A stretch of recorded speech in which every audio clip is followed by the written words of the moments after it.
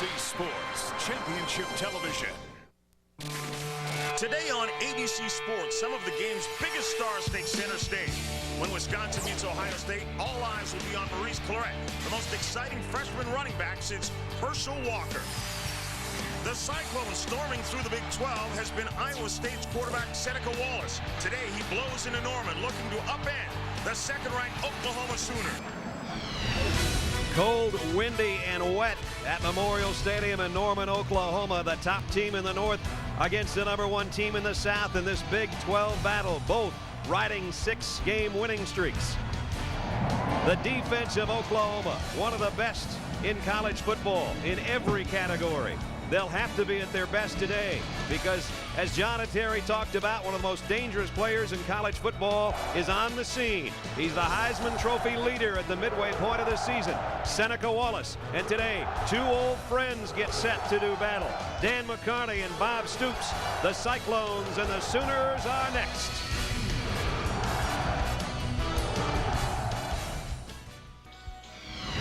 They're the Big 12's biggest surprise. Iowa State, led by their fiery head coach, have moved to their loftiest national ranking ever. At the season's midway point, the Heisman Trophy is pointing towards Ames as well. Seneca Wallace has been nothing short of sensational, and the Cyclones have dumped all but one opponent so far. Today, the trail turns south toward Norman, where the nation's hardest-hitting defense lays in wait. Fresh from unhooking the horns in Dallas, Oklahoma has started to hit their stride, looking more and more like the champions they were just 2 years ago. Could another title come sooner than expected?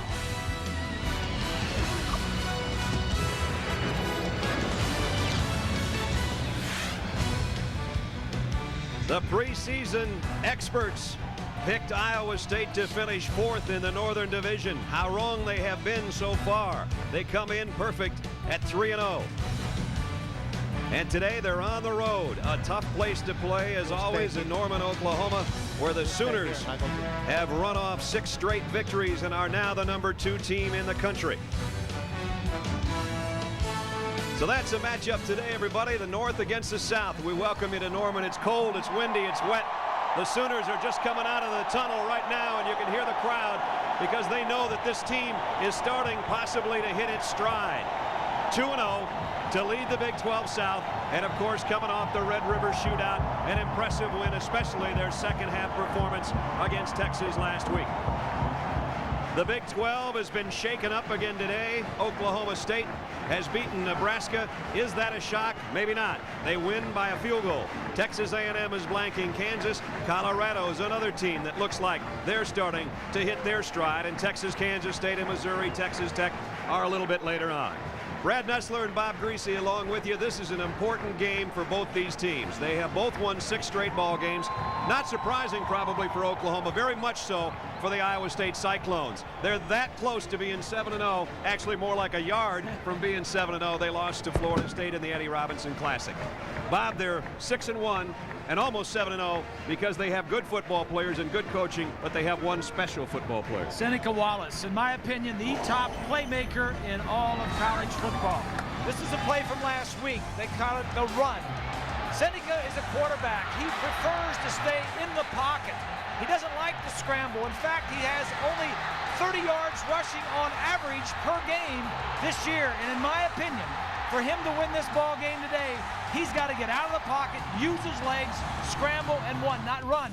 Not only does he have to be the leading passer for Iowa State, he has to be their leading rusher. All right, well, the leading rusher for Oklahoma is Quentin Griffin. He's coming off a career-high game against the Longhorns down in Dallas. But still, you know they're going to load up against him and force Nate Hibble to try to win the ball game. On the other side of things, if you got to stop Seneca Wallace, this is a pretty good group to try to do it on defense. Well, this defense, you know, they won a championship 2 years ago with outstanding defense. This defense is almost as good.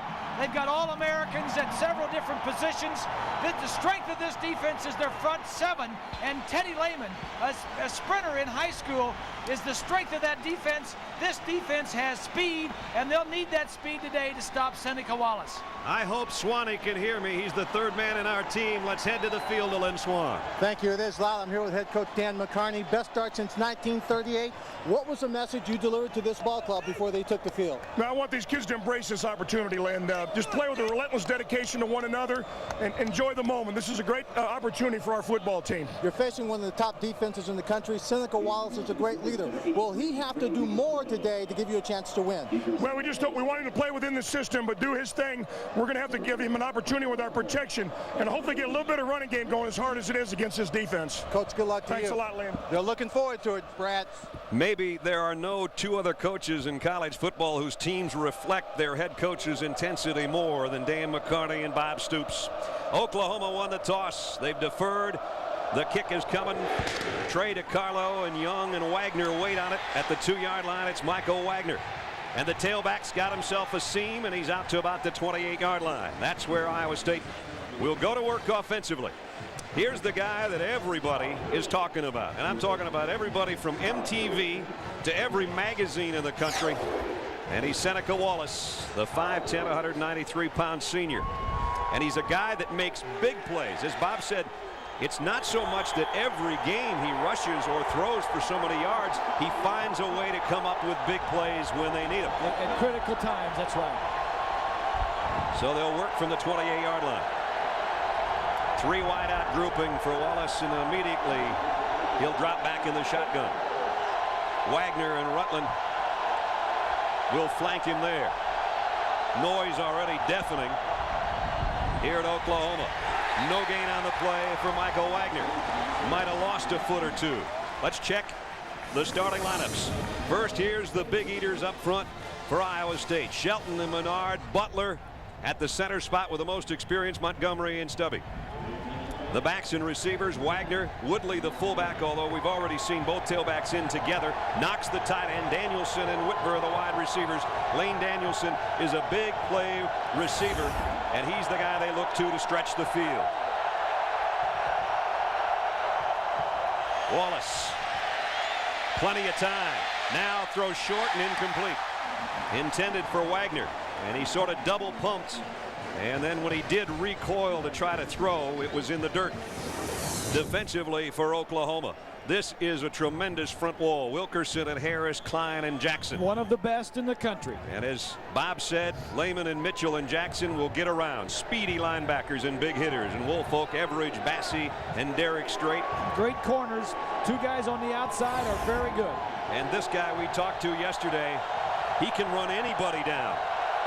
And just a true sophomore, a defensive tackle. 3rd down and 10. This is when Wallace usually shines. Blitz is on. Incomplete. Intended for Lane Danielson. And Wallace took a hit.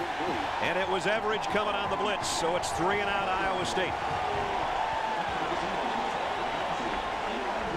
Well, that's not all bad. You're on the road. It's a hyped-up crowd. Offensively, at least you didn't turn it over. Punting in this situation is not a bad thing. Tony Elk punting to that guy can be a bad situation. Well, that's true.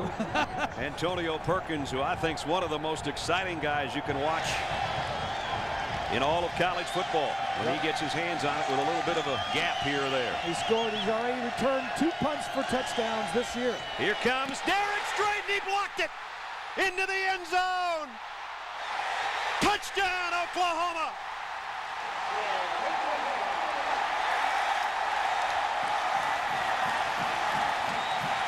Straight to the punter, and Sims covers it.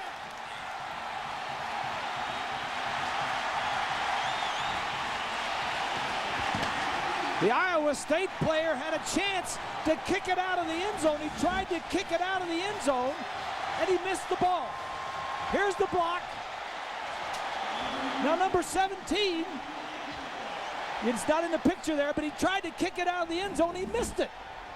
Put it this way, he hit it once and got it stuffed and then fanned the second time. And just like that, the special teams of Oklahoma puts the second-ranked Sooners in front.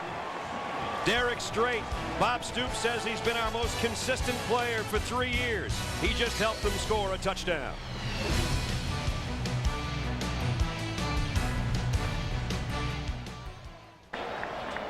You can bet Dan McCarney's not a happy coach. His punting unit, after his offense was forced into a 3-and-out situation, lets Derek Strait slide right in there, block the punt. It's a touchdown. Plain and simple, that is just good coaching. That is something that the Oklahoma coaches saw in preparation for this ball game. First punt, they come out and get it blocked. And now the kickoff Wait a minute. They whistled this one dead, apparently. I don't know if DeCarlo was trying to squib that or if he slipped. The ball apparently came off the tee while he was swinging his foot through, so we're going to try that again. Never happened to you on a golf course? Now, you know it has. Why'd you have to make me embarrassed like that? While we wait for the re-kick, let's go back to the touchdown. Here's Straight right here. He's just going to come free. Now, they were just overloaded that side. They just overloaded the left side of it. Now watch Forrest, number 17. He's going to whiff it right there. He tried to kick the ball out of the end zone. And if you're going to do that, just fall on it or get down and knock it out of bounds. Well, it might have been the spin that had him confused. I don't know if he was a kicker in high school or what, but not a very good one if he was. Just jump on the ball. You'll give away 2 points, not 7, and you punt the ball away.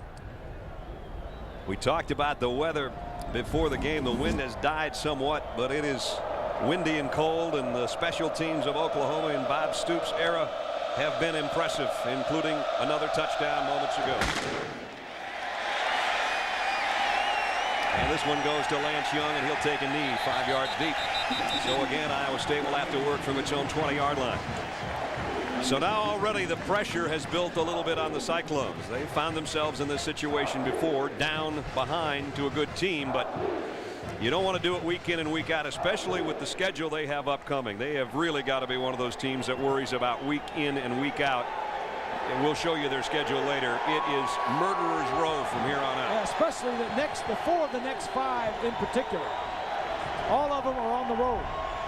3 wideouts again as Wallace stacks 2 wide to the right side. And now 1 back in motion. Play action to Wagner. Wallace all day. Seneca incomplete. No flags will fly in. Yes, there will be. The field judge threw one about 2 seconds after the play was over. Jack Whitver was the intended receiver. It looked like a pass interference or a holding because he went down. It looked like a trip. You're going to play action fake the reverse. And the receiver's going to be coming across the middle of your screen. Right here, you see the hit. Right there, he's going to hit him before the ball gets to it. Yeah, he just cut him off. And it was Perkins in there as a nickelback. Perkins seeing the play develop very clearly, but just getting it there too quickly. So, first down out to the 35. And that was a nice late call from the official on the other side of the field. Yep. I don't know about what happened to the official on that side. Maybe he was screened out. From the gun. A cross buck off the shotgun and good for 5 for Hiawatha Rutland out to the 40-yard line. Good looking play as out of the shotgun they like to run that little bit of a sprint draw, and they cross the 2 backs in this situation. Iowa State, they're not 6-1 by accident, folks. In the Big 12 offensive rankings, you can see they're first in those categories and 3rd in turnover margin, and they're 2nd in many others, including pass efficiency, total offense, passing, scoring, and time of possession. 2nd down and 5. Seneca Wallace on the run, throws, and it's incomplete, intended for Kyle Knock, and Knock just couldn't quite handle it before he hit the dirt at the 45-yard line. It would have been a first down. Knock is not a big pass receiving tight end, much more of a blocker, although that pass wasn't exactly where he could reach it. Seneca Wallace on 3rd down. This is what he does so well. On 3rd and 4th down, he is nearly unstoppable. He is outstanding on 3rd down. We ask offensive coordinator Steve Brickey, why so good on 3rd downs? He says, we just run the same plays. We have all the adjustments. They've got to stop us. We know what we want to do to make 3rd downs in the 1st down. Here comes a blitz from the secondary. Lofts it out. Has got a man open in the flat. Rutland on the run, but he's dropped in his tracks. And it's Andre Woolfolk. That rangy defense of Oklahoma is there to meet the challenge, and they'll force another punt. This is why they're so good. Not only are they quick and fast, but they are sure tacklers. Woolfolk has played some offense in the past and is playing strictly defense this year. So punting situation. Remember, Yelk had the last one blocked by Straight. Perkins has yet to be able to touch it as a return man.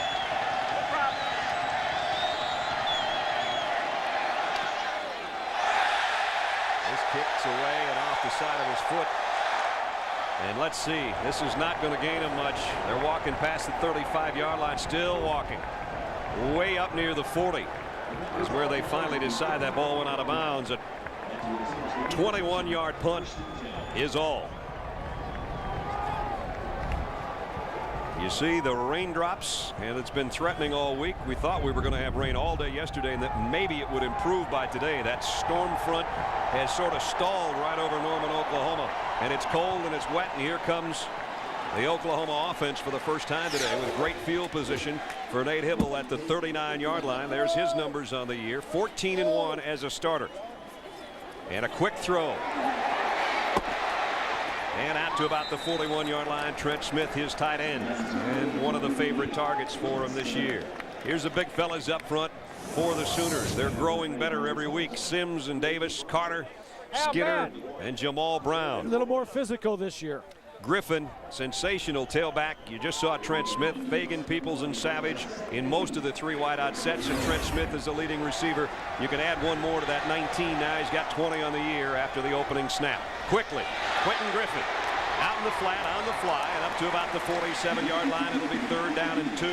Ellis Hobbs made the hit from the secondary for the Cyclones. Cyclones an undersized defense, but they get around. Their biggest guy is Karstens in there at the defensive tackle spot. Coleman, Leaders, and Smith round out the front four. The linebackers, Word and Brown, their top tacklers. Jeremy Lloyd's a big play guy. And in the secondary, Austin, Timmons, Billups, and Hobbs. They're very undersized. Keep that in mind. They're like Smurfs. Everybody is 5'8" or smaller. Karsten's the biggest guy on the whole defense. He kind of anchors the front. And from the shotgun, it's Quentin Griffin on the handoff. I don't know if he got there. Billups came up quickly from the secondary. And Jermaine Billups, formerly a tailback, a 3rd string tailback, and now a starter, one of their leaders from his safety position, might have stopped him short. They're going to have to take a look at this.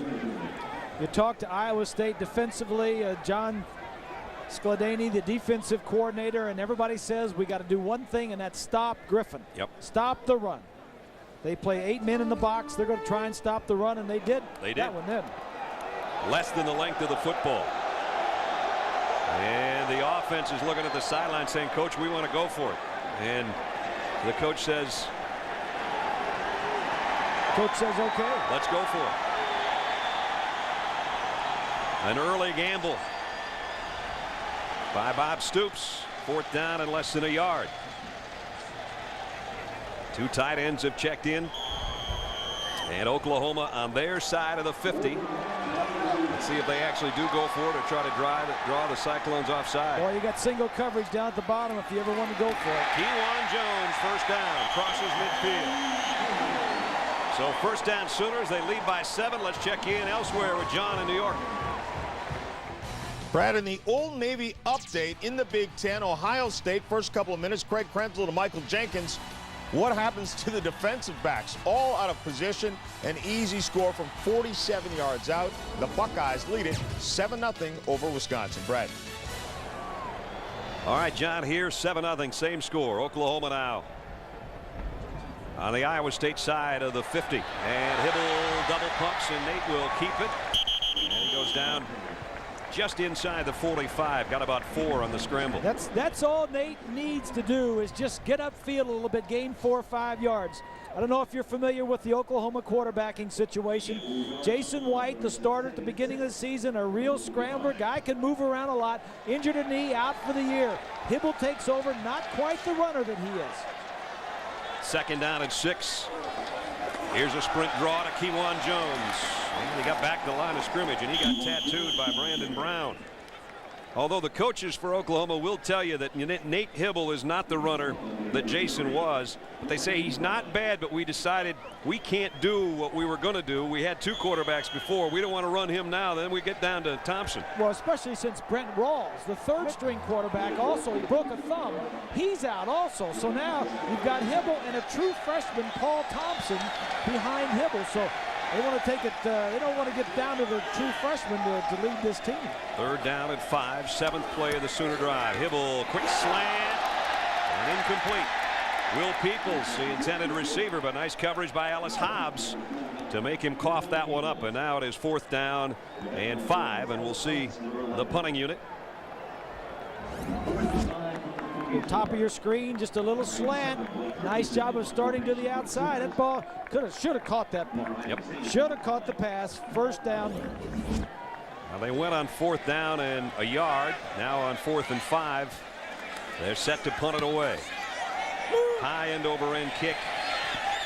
Might be very effective. It is. They did this well last week against Texas, and it continues today. And Perkins, not only a great punt returner, he's good getting down to down the Cyclones in a hole at the 3.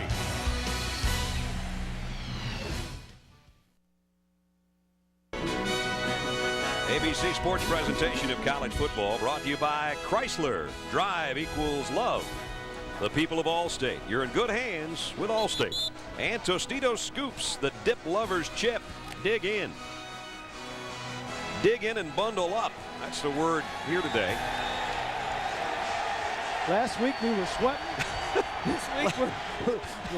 Last week we were asking for air conditioners and fans. This week we want heaters this week. Exactly. Last week I was apologizing for you and I sweating on camera, and this week we're borrowing people's jackets. Now the Cyclones start in a hole at their own 3-yard line. Dangerous spot against this defense. Handoff. Maybe a yard for Michael Wagner. Tommy Harris, a defensive lineman, made the stop. John Laurie was over on the sideline in between, during the timeout, I should say, and I think he was getting the ankles taped. Might have turned an ankle a little bit earlier in this quarter.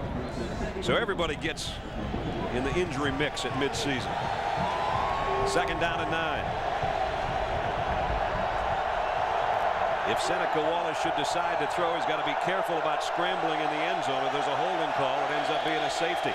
Here he is, play action, but he throws in a hurry, and he throws behind and short his wide receiver, Lane Danielson. You wonder in bad weather, in foul weather, who does it favor? Does it favor the offense? Well, it favors the offense, and it also favors the quarterback that can handle it. Now, if you've got small hands and you don't like throwing wet balls, you're in trouble. I asked Swanee the other day, and Swanee, I said as a receiver, did you like it or not? Now we'll check in with that in a second. 3rd down and 9. Danielson in motion. 2 tight ends set for Wallace. They're going to keep it on the ground and play this safe. Now they're going to have to punt, though, from their own end zone as Wagner squirted out to maybe the 9-yard line. Yeah, not a good start offensively for the Cyclones. 8 plays, only 8 yards. And Wallace is 1 of 5. 3rd straight 3 and out. They just have the proper amount of room for Tony Elk to punt, and Perkins back there just licking his chops. Oh, you're licking his chops. He's running downhill. He's standing on the 50-yard line, and he's thinking, hey, I can take this one back. Elk's last one was off the side of his foot. We got all 10 guys up here. They're going to just... High snap. He got rid of it. Jam him. We got a return on. And Perkins watches it go out of bounds. Great field position again, the 47-yard line. Yeah, but a good kick to kick it away from Perkins and out of bounds. Yeah, they're trying not to get crazy and kick it to him. 43-yard punt out of bounds. Coming up on the Valvoline halftime show, John and Terry will have all the highlights and analysis from today's action around college football. If you missed it, Oklahoma State has beaten Nebraska in the Big 12. For those of you that are watching in that part of the country, and that may drop the jaws of some, and some may not be surprised at all. Oklahoma State almost got Texas, remember, a couple of weeks ago, and today they get Nebraska. Nate Hibble, 2 of 3 so far. A couple of short swing passes, one to Smith and one to Quentin Griffin. And now it's Hibble just taking it himself and running with it. I don't know if that's a broken play or not. We just got done saying that they don't want to run him too much, because if he goes down, they're down to a true freshman. And that time Nate just took off with it, got what he could. That was a shovel pass, and there was a fox in the hen house. And the big defensive lineman was there, and he says, I ain't throwing this ball. That's not a place to dig a scoop. Yeah, watch, go ahead and run this. Go ahead and run it. Here he is right here. Here's that fox right there. He says, there's no way to, there, I can't shovel ball that pass. And now the throw out to Curtis Fagan. And he's short of a first down, but he's down near the 45. A T. Austin Knocked him out of bounds there. Fagan, that's his 16th catch of the year.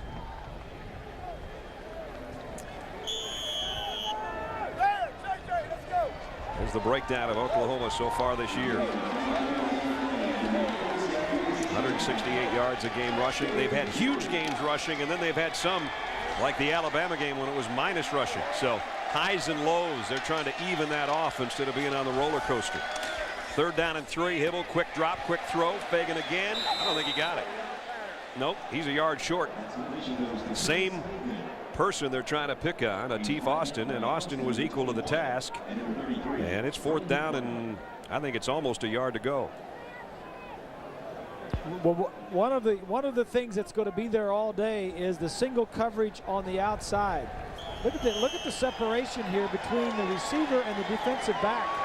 And it's 3rd and 3 or 4, and I don't blame him for throwing that pass, but he just has to get down past the marker. Last time it was Kewan Jones on 4th and short. This time it's Kewan Jones who almost broke it down to the 36-yard line. Austin made the tackle. This kid is not only a good short yardage back, despite the fact he's not very big. He's somebody that knows how to find the end zone when you get down inside the 5. Well, he's their short yardage runner. He's 5'9" and about 190. They take Griffith out and put in Kewan Jones. He's just a tougher kid, and let him take the pounding of that short yardage and goal line. So he gets it down to the 36-yard line.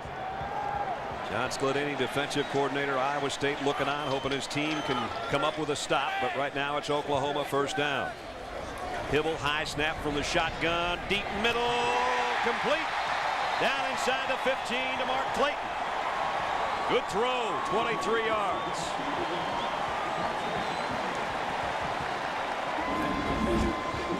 Take a look from behind. The snap is a little high. He's going to throw down to the left, top left of your screen. He just throws it to the inside of 41 Lloyd and in front of the defensive back. There's the guys. They're the top 4 career receivers in Oklahoma history. Savage, Smith, Griffin, and Fagan. Now, granted, they ran the wishbone so many times that you didn't have to be high on the list to get in that upper echelon, but that shows how much they've thrown since Bob Stoops arrived. Yeah, all 4 of those guys are seniors, and those totals, you saw how many, they all over 115 or 20 receptions. They all total 37 touchdowns. So a lot of playmakers on this ball club, but they're all seniors, and so they're going to be looking for some players next year. Not to mention Clayton, the guy that caught that 23-yarder, is one of the younger guys and not normally one of the starters, and so it's almost reaching the point now where the sophomores and even the freshmen might be better than the seniors, but the seniors have been around here a long time playing. Good point. There's the red zone offense, 24 of 29 on the year, and they're 2nd down and 11. And Quentin Griffin bounced outside, touchdown.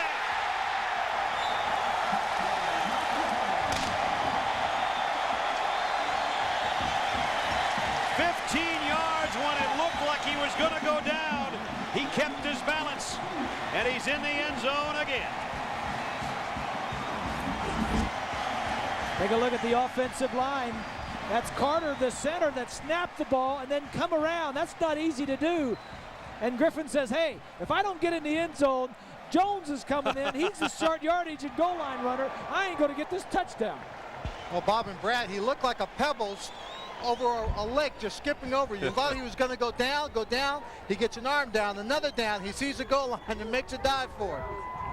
His 5th rushing touchdown of the year, the 34th of his brilliant Sooner career. And the guy down for Iowa State is Jordan Karstens, their big defensive captain, who, as I mentioned earlier, is their biggest player and their best chance of stuffing the run a little bit. He got hurt last week, a deep thigh bruise, and actually sucked it up, came back in and played in the 2nd half against Texas Tech when they could barely walk him off the field. And you might expect he'll be able to do that again today. He limps off, but he's a tough cookie. Out of Bagley, Iowa, and the big 300-pounder, I think, will probably be back in there. Yeah, he is a good player. As you mentioned, he was injured last week and came back. So it's DiCarlo in for the point after. And he's got it up and good. So they did it once with special teams.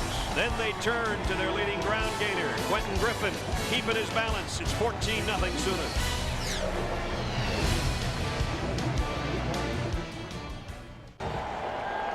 Oklahoma 14, Iowa State nothing.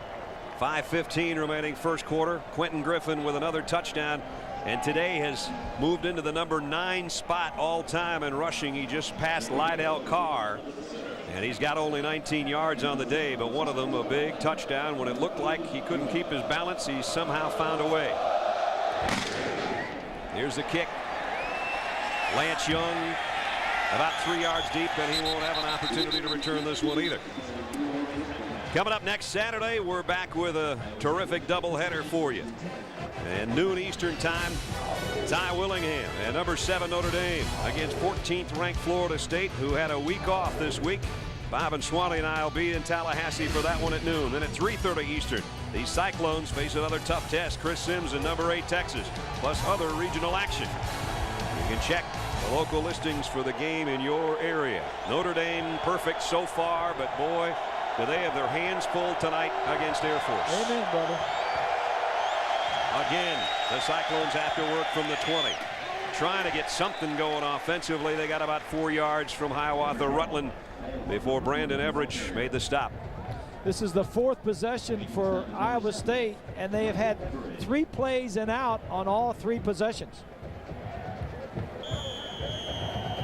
A blocked punt, and then 2 that they got away. One a short kick, the other one not much longer. Yeah, and make it worse, that blocked punt was for a touchdown. Right.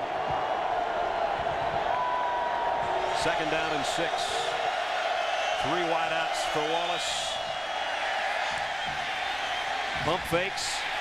Now he's going deep. He's got a man out there. Young, and broken up at the last moment by Everidge. Great play by Everidge.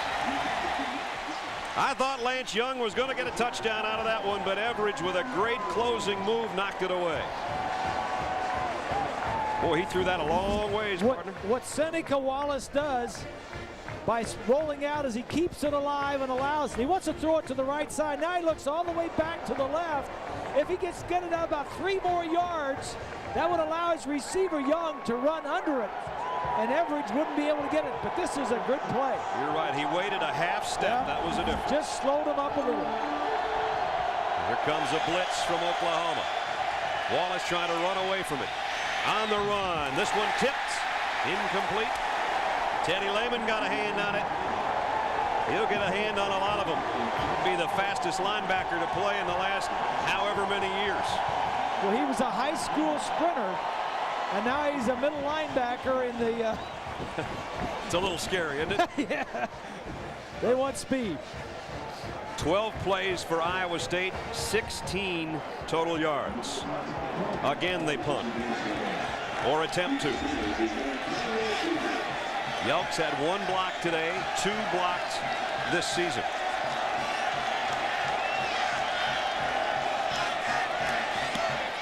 Again, trying to kick it away from Perkins, and so intent on doing so that he knocks it out of bounds. This is a better kick, though. Yeah, that was a good kick.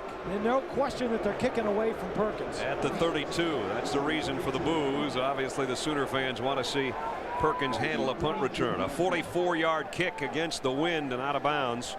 Good job that time by Yelk. Brett. So now at the 32-yard line, the Oklahoma offense goes to work. Much maligned Nate Hibble. I don't think he deserves all the grief he gets. We talked to Bob Stoops about that. It is unfair because sometimes, you know, especially with a quarterback, and not just ours, sometimes they're not protected like they need to. Sometimes they're rushed. Sometimes a defensive guy steps in and makes a great play on the other side. So it's always not just one guy's fault, you know, or a receiver may break off a route when he shouldn't. You know, but the general public doesn't see that, and it's too easy for them just to isolate one guy. And but that's just the way the general public and fans are. So you just deal with it and keep rolling. Nate Hibble is a tough guy, and he won 10 of his 11 starts last year, then lost his starting job, as Bob said earlier, to Jason White. And not only that, White was named a captain. Now you add all that up, and I would think that a kid would fold, and he has done anything but that. And in fact, the coaches tell us it's made a tighter unit of the offensive line, especially because they've rallied around Nate and say, you're our guy, man. We're going to take care of you. Kevin Wilson, the offensive line coach and the run coordinator, said he's been great. He says last spring, he said he didn't see that. But this fall, when that happened, he was in the bowl game. He didn't have it. But when he came back, he is a much different guy, much more mature, and that offensive line has really bonded with him. Let's see what he does on 3rd and 6 from the gun. He's going to go down. Boy, that pocket, if there was one, collapsed immediately. A loss of 5. Lloyd and Smith combined. Smith is considered a defensive end, though really he's an outside linebacker, and Lloyd's on the other side. Well, there's Lloyd, 41, and somebody from the other side. But, you know, if there is a weakness in this Oklahoma team, it's that offensive line. Blake Ferguson set for his first punt with Todd Miller back deep. Handles a snap. Miller took 160 yards for a touchdown earlier this year. And he's not going anywhere with this one. Nice coverage. Jacob Rice, the guy that was the deep snapper, was one of the first down there. And a good punt by Ferguson of 46 yards and actually a loss of 2 on the return. That was Blake's second punt. I may have said his first punt. And so Iowa State will come off the sideline, a little better field position. They're so used to starting at their own 20. Other than that one penalty that moved them out to the 35, they haven't been able to get out of their own goalpost shadow, although there are no shadows today, trust me. 2:17 remaining, 3rd quarter. It's 14-0 Oklahoma. Wallace keeps it himself, but nowhere to hide. Only got a yard. As Bob said, he thinks he's going to have to run today instead of scrambling to throw, more to run and try to find some gaps in that Oklahoma defense. And it's really out of character for them to want to run him, because they want him to be a pocket passer. All the big plays, all the highlights on the shows at night, you see him outside the pocket doing something with his feet, and that's the small portion of it. But today, I think he's got to get more involved in that running game. 2nd down and 10. Here comes a blitz. Throw in sideline incomplete. Intended for Whitver. And trying to loft one out there. Oklahoma sent everybody after Wallace. And he is 1 of 8 passing. Well, it's a good day for ducks and fishing, but not for quarterbacks throwing the football. That's for sure. So, you know, you're not going to be as sharp with the ball being wet and the receivers having a little bit slippery field down there. So if you're Bob and Brad, plus the fact it's just cold enough that when you relax your hand in this kind of weather, the natural tendency is the hand wants to curl up. So it just makes it hard for everyone to feel natural and comfortable. See how they do here. 3rd down and 10. Blitz from the secondary. Everidge has got him again. Everidge has been a nuisance. And Wallace goes down. Number 7 has been coming from that safety spot on more than one occasion in this first quarter. Well, it's a 3-man line right here, but look at these two guys. You talk about a zone blitz. This is what we talk about. You can block one, but you can't block the other one. Oklahoma does a lot of this. They're very intelligent in their schemes defensively. That's why they're so good, besides their talent and their speed. They've got 9 guys up with Yelk set to punt again. Brent Venables' defense has done the job. Boy, they almost got to him again. And this one bounces out of bounds at the 42-yard line. 28-yard punt. And that's Mike Stoops, the other, quote, offensive coordinator.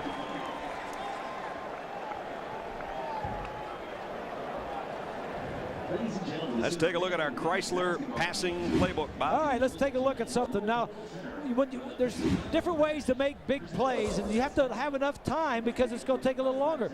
The quarterback is going to roll out. Now, what he wants to do is hit this receiver way down the field. Now, this is the guy right here, that's safety, that's going to get in the way of this. Fake, roll out. You see the receiver at the bottom of the screen. Now he throws the ball all the way downfield. Now, if it were just a little further, now the problem with that is when you roll all the way to the right and throw back across field, you better have a gun for an arm. That's right. But that is another way to throw deep not by being in the pocket, because it takes longer.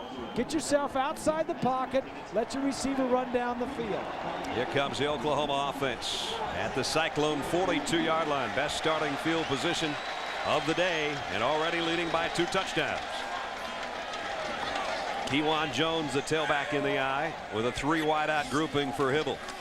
Nice play fake. Sets and fires deep out, incomplete. Intended for Curtis Fagan. Should have hit him there. Fagan had it. He had time to throw it.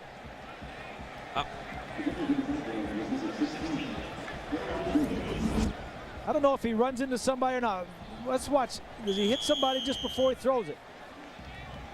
I think he got it away clean. Now see there, he had room to slide to his right. You know, we talk about pocket presence in the quarterbacks. You need to feel where the protection is. He could have slid a little bit to his right and had plenty of time to throw still. Quentin Griffin on a little option and down to about the 36-yard line with 30 seconds left in the half. And Swanee, I mentioned this earlier, it was so loud down there I don't think you heard me, but we talked about who this favors, offense or defense, when it's starting to get slick down there. You can see him sliding around, and I asked you yesterday as a receiver how you liked it when it was in this kind of condition. Well, and what I told you is when there was this kind of condition, it forced me to concentrate, because I figured if I held on to every pass, that means you'd be complete, the clock wouldn't stop, and we'd get the heck off the field as quickly as we could.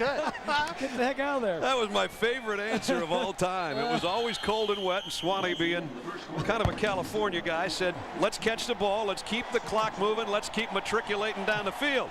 Well, we've played one. And it's all Oklahoma on a block kick and a Quentin Griffin touchdown. Sooners 14-0.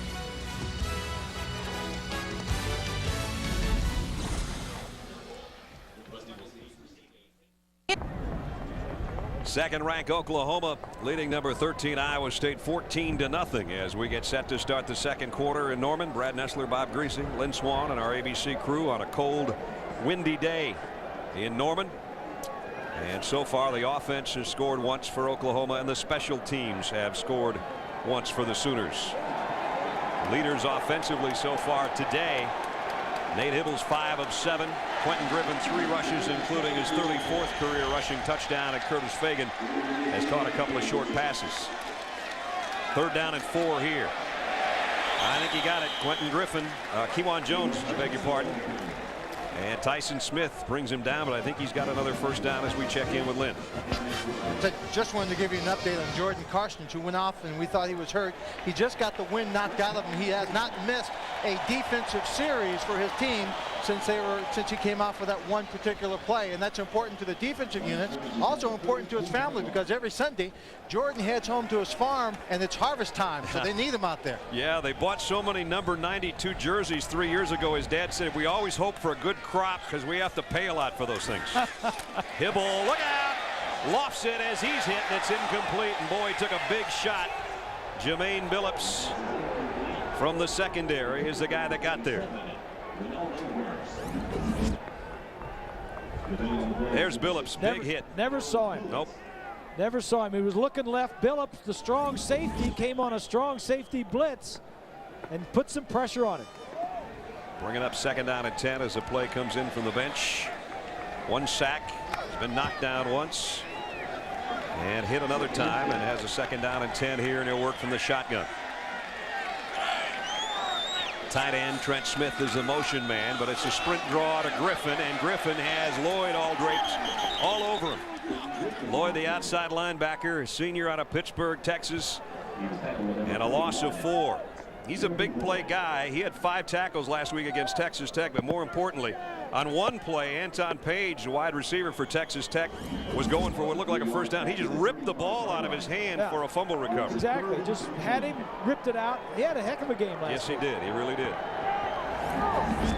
This is an undersized Cyclone defense, but they play hard. And it's not real fast, but they do play hard. First time 3rd and long for the Sooners. Hibble, plenty of time. Got his man. What a catch by Will Peoples. That was a great throw there by Hibble. Just outside the 10.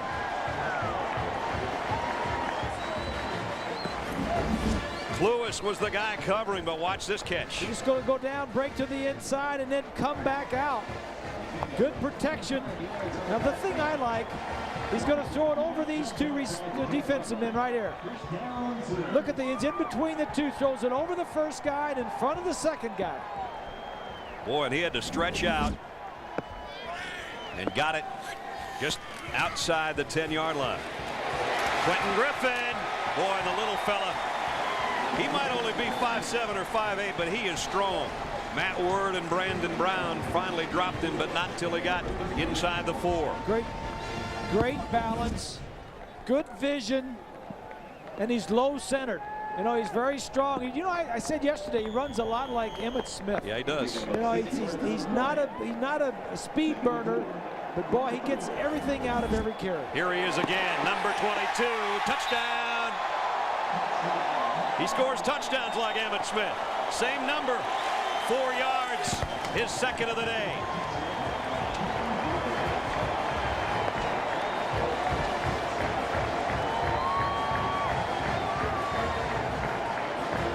His offensive linemen say you don't hear much from Q in the huddle except he breathes hard. 4-yard touchdown. The quietest guy on the team has the loudest performance of the day so far with 2 touchdowns. DiCarlo in for the point after. And it is 21-0. Bob Stoops says yesterday, we never have trouble following the Texas game. We always play well.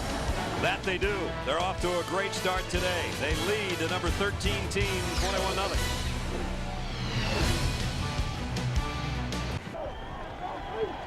When Bob Stoops told us he thought maybe his team was hitting stride, I think he was correct. 21-0. Although their field position has been so good today, and Iowa State's has been horrendous, that's helped the cause. But unless Iowa State does something offensively, that field position is not going to improve. And almost it's like they didn't come out of the locker room yet. Well, Iowa State only has 7 yards of total offense. Oklahoma has 111. And 7 of their points, if you just joined us, came on a block punt for a touchdown. Pete Kuba to kick off. A high knuckleball of a kick, some indecision on who's going to take it. Wagner takes it at the 21 and then slips, and down he goes at the 25. Somebody's got to make a play, guys. You're on the road. Things aren't going well. Somebody's got to step up and make a play. Got a flag now. John, dead ball, personal foul on the kicking team. A dead ball personal foul. You might have overheard one of the officials. Dead ball personal foul on the kicking team. That'll give Iowa State a lot better field position than they have. Personal foul against Oklahoma. 15 yards. First down. That'll move it out to the 40, and all of a sudden that field position will be the best they've had so far. Let's go back and look at Quentin Griffin's 35th career rushing touchdown. Let's take a look behind the offense. It's just a toss. You got all the receivers over there on the side. The Peoples passes up one guy, says all right. Griffin says I'll just jump over it. There has never been a letdown after the Red River shootout. You add that all up and it averages about a 28-point victory every year. Here's Seneca Wallace, looked like an option, then a drop back. Now he fires, and it's intercepted by Everidge, who has been his arch nemesis so far today. He's sacked him, he's knocked away a potential touchdown, and now he's got an interception. That's Everidge's 3rd interception on the year. This is just good coverage. Nobody was open. Then he had to throw it. He just overthrew it a little bit. Bob, this ball might have slipped a little bit out of his hand. The rain was picked up substantially here. But as he throws his ball down the field, I just can't help but wonder, Bob, if that wasn't a play, he should have just taken off and run. Well, actually, if the ball would have been down lower, there was a receiver that he was looking at and could have got it to. It just sailed on him and went over his head. He knows it. You saw his reaction. Out of the shotgun. Here's Griffin again. And the guy they call Q has got 9 more.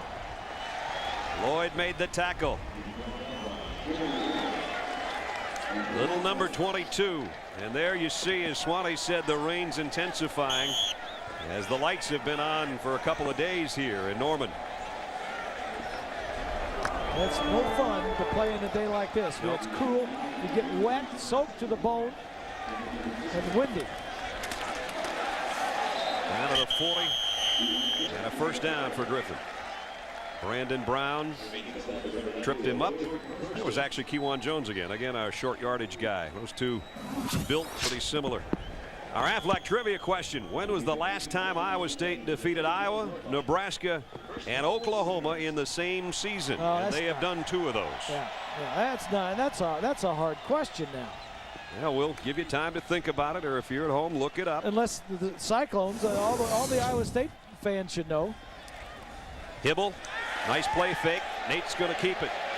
And gets what he can. Got about 5 out to the 45. Matt Word, the linebacker, is there. Hibble, of course, who had to follow in the footsteps of a national championship with Josh Heupel. And you're never going to measure up sometimes when your predecessor wins a national crown. Yeah. Hibble was a transfer from Georgia. Nate still can't believe Quincy Carter starting for the Cowboys. Quentin Griffin out of bounds at the 49, maybe the 50. And that's the reason he left Georgia, because Quincy Carter won the job there. So the transfer here. Quentin's involved, isn't he? He got half a yard line on his helmet there, and his game against Texas was his career high. What a great game. 248 yards in a big game. What do they say about the big players step up in big games? Play well, and you know, that's pretty good defense Texas got. You got that right. And they bring the chains all the way from the far side. It is a first down. We can't quite see the ball, but John Laurie tells us it's first down. So right about at midfield. It's raining pretty good, partner. I was going to say either the drops are getting bigger or it's snowing. It's blowing. It's starting to come in the booth here. I know it is. Yeah, but this isn't the worst rain. You know, guys, against University of Texas El Paso here, they had to stop the game for about 45 minutes. It came down so hard.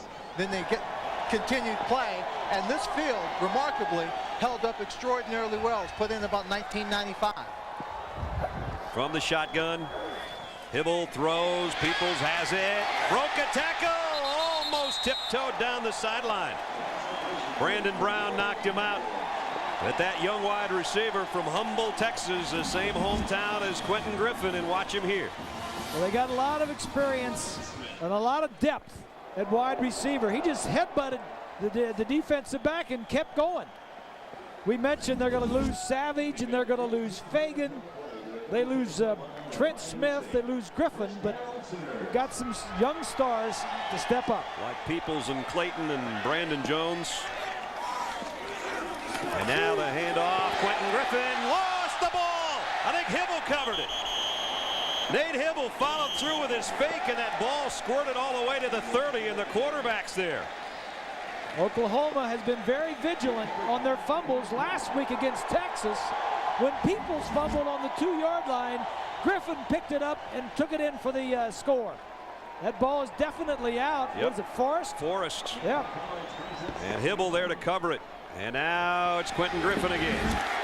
Slides his way down to the 25-yard line. Ellis Hobbs made the tackle. We're talking about being in the right spot at the right time on these fumbles. Peoples catches this ball, puts it on the ground, and Griffin is right there to put it in. Quentin says, hey, you know what? I got it on the hop, no problem. One of the big scores last week. First down, Oklahoma. Kewan Jones. And Jones. And he almost took it. Forrest again had to stop him, but he got 11. Kewan Jones will be the main man next year as the tailback, a redshirt freshman out of Jenks, Oklahoma, and he's dangerous. That offensive line doing well. Carter and Brown and Davis, Sims up front, Skinner. I'm impressed with Oklahoma that they're on top and they're not letting up. Get them while you can get them, because the second half may be different. Driving, continuing to down to the 10-yard line with 10 minutes and 22 seconds remaining in the half, and they lead by 3 touchdowns.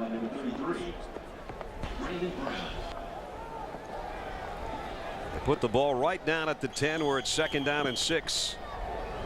Bob and Brad, we're seeing the next progression, I think, of the Oklahoma offensive line. As we sat down and talked with Chuck Long and Kevin Watson, the offensive line coach, they said, we have the confidence now that we're developing an offensive line that when it's 3rd and 3, we can hand the ball off, not necessarily just throw the fade. Exactly. Yeah, Kevin Wilson, the offensive line coach.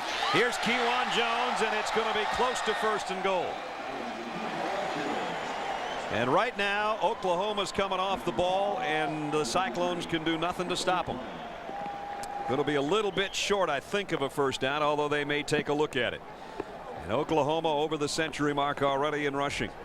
Well, this is not only on the defense of Iowa State. Their offense has not done anything. Right. They've had 5 possessions, and they've been 3 plays and out on all 5 possessions.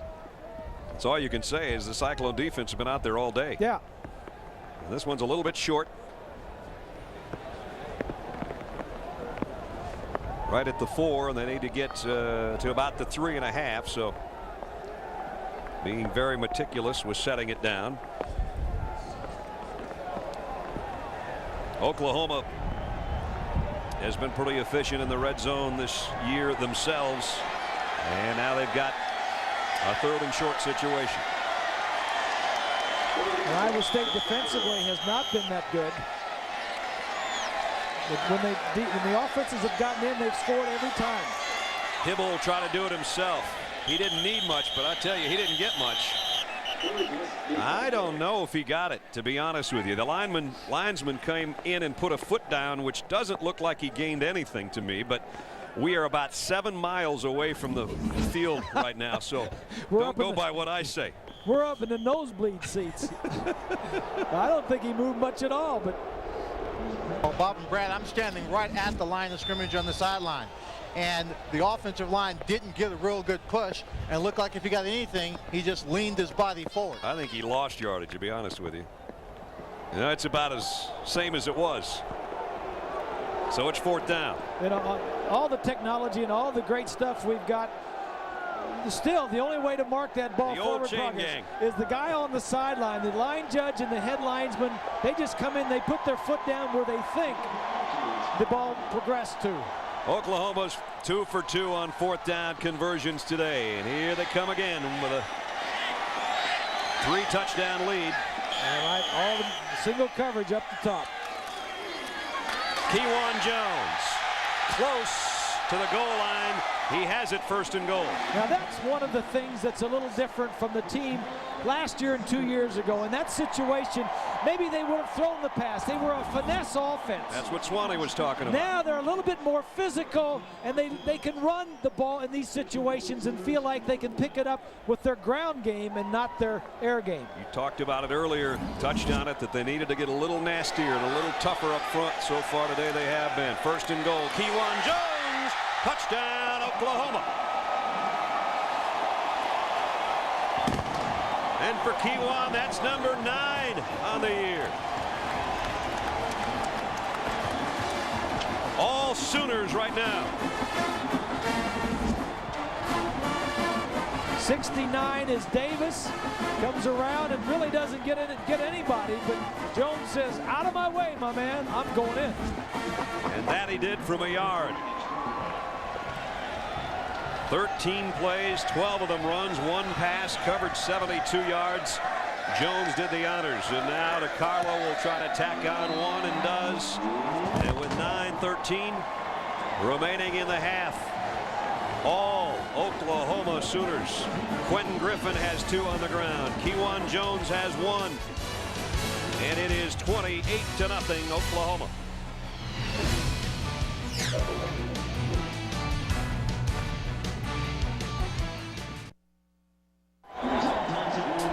The Sooner Scooter's been put in the garage. It's getting too wet out there. They don't want to rip up the field. Maybe the horses are getting tired. They might be. They got 4 touchdowns already. Set the kick away. 28-0. A statement so far in the first half for 2nd-ranked Oklahoma. Pete Kuba, he of the blue kicking shoe. And Lance Young and Michael Wagner waiting on a chance. Again, it goes to about the same spot, right about the 18. Wagner this time doesn't slip on takeoff, but he slipped when he got tagged right there by Brandon Shelby. This Oklahoma team is fired up in every capacity so far as we check our Pacific Life game summary. With that, special teams have been very, very special. This is Yelp. Derek Strait blocked it. Terrence Sims, after the miss by Forrest, spins on top of it for a touchdown. And then a partially blocked punt right there set up a short field for the Oklahoma offense. And Quentin Griffin said, "Boom, my big guys are out in front of me. I'm heading to the pylon." So basically, they've gotten 14 points off their special team performance. One directly and one by setting up good field position. Seneca Wallace has completed only 2 passes. One to each side. And almost, he did have it picked off. Derek Strait's got it. Strait, who blocked a punt earlier, coming the other way. And he lost the ball. Now who covered it? Oklahoma says they have it, but coming out of the pile is Iowa State. It's Montgomery with the ball. Nope, the umpire says it's Oklahoma ball. And both coaches thinking that their team had covered it. Hey, Bob, Brad, here's a case where the guy who recovers the football is so excited he runs away, and the officials have no idea where the ball is. He should have stood right up there and given the ball back to him. Here's Strait. Now here's the return. Lehman leading the blocking, and the ball slipped out right there, definitely out. That looked like, as Swanee said, Oklahoma had covered it. We'll get another look, and they're still standing down there trying to make an official determination, I think. It looked like Oklahoma had the ball for sure. Tommy Harris looked like he was on top of it. Guys, I'm standing on the sideline. When you watch this play, they've given the ball to Oklahoma, but I think it was clearly Iowa State. He goes over the ball. The ball is squirting out right now. 83's on top of it, and he has the ball. The ball was never in possession and control by the Oklahoma player. Should have stood up and gave it to the official then, huh? Yep. He should have. He was so excited, he just ran away. Good call, Swanee. We couldn't see that one from our vantage point. And Quentin Griffin weaving inside the 15 down near the 14 as we check in with John Saunders in New York. John? Brad, Ohio State against Wisconsin. Jim Sorgi is in there at quarterback. Brooks Bollinger had been sacked 4 times. He goes 42 yards here to Jonathan Orr, who gets it into the end zone for the touchdown, and Wisconsin grabs a 1-point lead over the Buckeyes. Brad? You see the stat there that John had. Anthony Davis was 70 yards, trying to go to another 1,000-yard season. Wisconsin about the best around in that capacity. Iowa State's close on that statistic, but today they don't have anything to show for their offense, be it with their tailback or their Heisman Trophy candidate quarterback. It's been all Oklahoma here today. 28-0 with 8 minutes left in the half. Seneca Wallace is 1 of 10 with 2 interceptions. Iowa State has 1 punt blocked for a touchdown and another one that was partially blocked and set up the other score. Kewan Jones in there at tailback. And Stoops was having to answer all those questions this week about how you play after you play Texas. You know, can you get your team up? Well, I'll say they can get them up. That much they've gotten them up. 189 yards total. And a 3rd down upcoming. They're going to take a timeout. We're going to take one with them. 7:36 remaining in the half. All Sooners.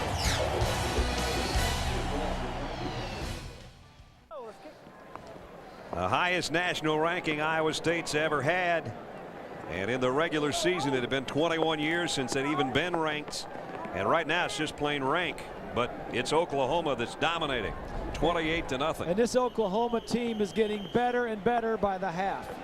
They got better after last week's game at Texas. They're getting better this half. I'm very impressed with Oklahoma on all 3 phases of the game. 3rd down and a long 4 just inside the 15-yard line. Peoples has been one of the main targets. He's split down to the bottom of the screen, but they'll keep it on the ground. Quentin Griffin's got a first. He's got more than that. He's down to the 1-yard line. Almost wiggled in. And did he want to get in the worst way?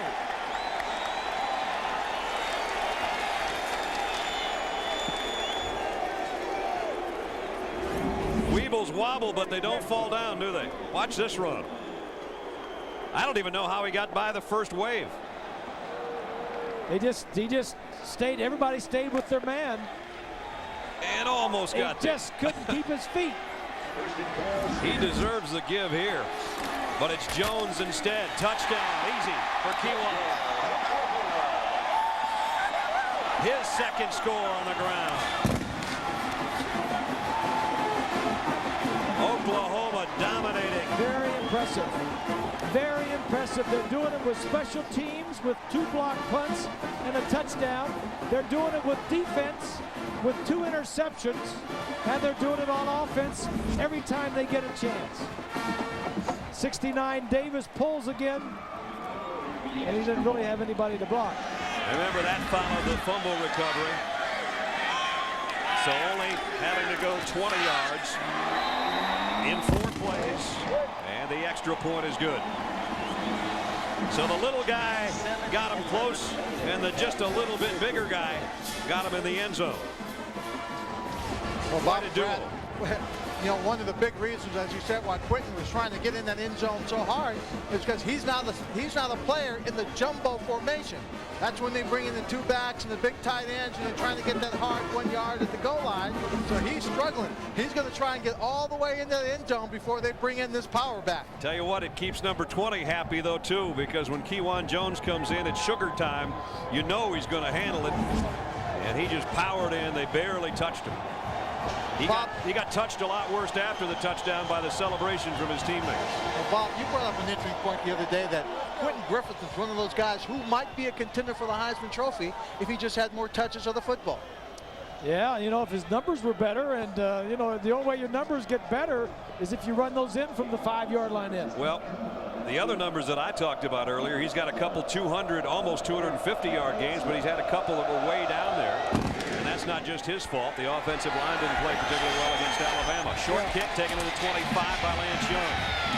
And Young out to about the 31-yard line. I'm talking about Griffin. The other thing was Kevin Wilson and Chuck Long, the offensive coordinator, said, we got to get him the ball more. Yep. We looked at those games and says, hey, we need to get him 20 touches a game at least. ABC Sports presentation of college football brought to you by Chevy Trucks, the most dependable, longest-lasting trucks on the road. Aflac, ask about it at work. And Dell, flexible enterprise solutions that are easy to buy, easy to own, easy as Dell. So far, it's been easy as Dell for Oklahoma. They lead 35-0. This is not fun if you're wearing a white jersey. Wallace, sprint draw inside. Decent run that time, almost 9 yards, and more than that. In fact, it's a first down. I thought he was going to go down, and Hiawatha Rutland kept his balance and got a first down. That's the best play of the day for Iowa State. You're on the road. You had high hopes coming in. You're down 35-0. It's raining and it's cold. The crowd is against you. There ain't many good things to say about the offense. And Dan McCarney knows that, and he knows that if you get a punt blocked, especially if it ends up being a score, 9 times out of 10, you're not going to win. Especially the first one of the game. And that was the very first couple minutes of the ball game. At the 42-yard line. Here comes a blitz. And Rutland got a couple. Everidge made the stop, and Everidge has been all over the field today. Iowa State has had its troubles. They've turned it over a couple of times today, both on interceptions, and that's turned into points. And even though it's not considered a turnover, a block punt obviously is a huge, huge turn of events, and only 2 first downs. And now they've got it 2nd down and 8. From the shotgun. Wagner and Rutland both flanking Wallace, and he's trying to be heard, and the crowd comes to life here in Memorial Stadium. Here comes a blitz off the corner. Wallace in trouble, dropped the ball, still loose. Covered by Wagner, but it's way back at the 28-yard line. Oh, boy. Things are not going well. Yeah. Dan's thinking this is like the first 5 years I was here. Yeah. Nothing went right. Stepping up, nobody's open, just drops the football. Wagner does a nice job of making bad things worse. Jimmy Wilkerson is the guy that helped him just drop the football. Got a hand in there that knock it out. This is where you don't want to be against Oklahoma's defense. This is when you wake up and you hope it's a nightmare. It's reality, Seneca. It's 3rd and 24.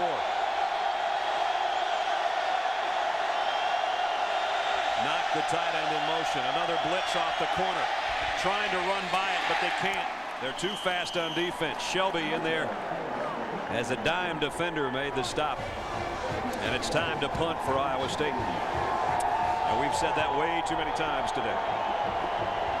Well, they've punted 5 times. They've had the ball 8 possessions. They've punted 6, and they've had 2 interceptions. Yelks had 1 blocked and 1 deflected. And Antonio Perkins still hasn't touched one on the other end because they're trying to keep it out of his hands. He'll try again, but not successfully this time. Perkins from the 17. Got a block. And it was a beauty. Now weaves his way back across the field. He lost the ball. Still loose. Who's going to get this? Iowa State was close, but I think Oklahoma covered it. Nope. It's Iowa State ball on the bottom of the pile. Oklahoma should have had it, but he just couldn't cover it. Nick Moser has got it, and it's 1st and goal. Well, that's the break that McCarney was looking for to get this thing turned around. This guy has run back 2 punts for touchdowns and an interception for a touchdown. I tell you what, he might have had an alley if he could have gotten out right there. He has big playability. He just put that one on the ground. The ball is wet from all the rain, and it comes out. I thought Perkins got it back, but he didn't. Moser got it at the 1-yard line. First play run all day in Oklahoma territory. Couldn't be a better spot for the Cyclones. 1st and goal at the Sooner 1-yard line.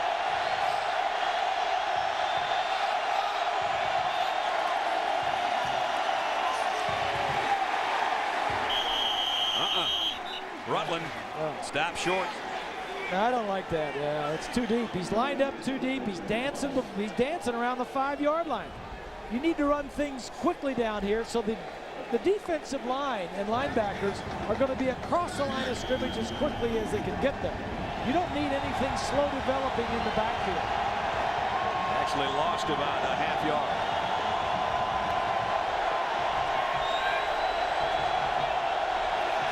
Rutland stays in there at the tailback spot. 2nd and goal, Iowa State. Wallace, option, pitch, Rutland. Oh, he just swarmed under a loss of about 3.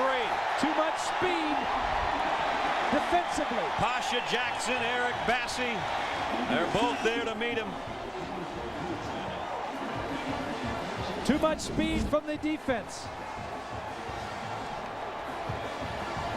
There's the pitch, and you can see a lot of crimson and cream coming over there. 4 guys out there. Wilkinson, the defensive end, is even out there. Now it's 3rd and goal back at the 4. You might want to think quarterback draw here.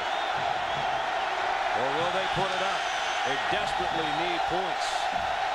Do the Cyclones. Wallace, incomplete.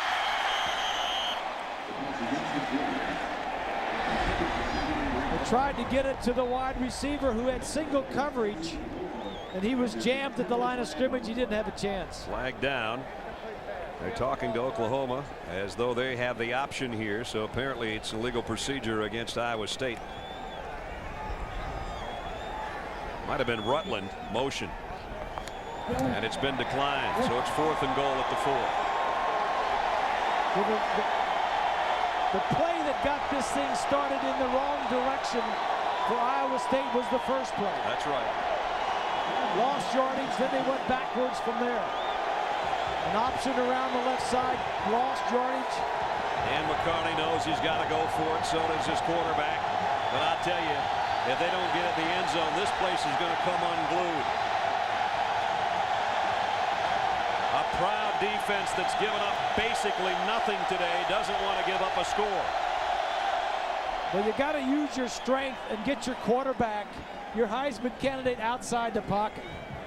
We'll find out if they do when we come back. Timeout with 2:27 remaining first half.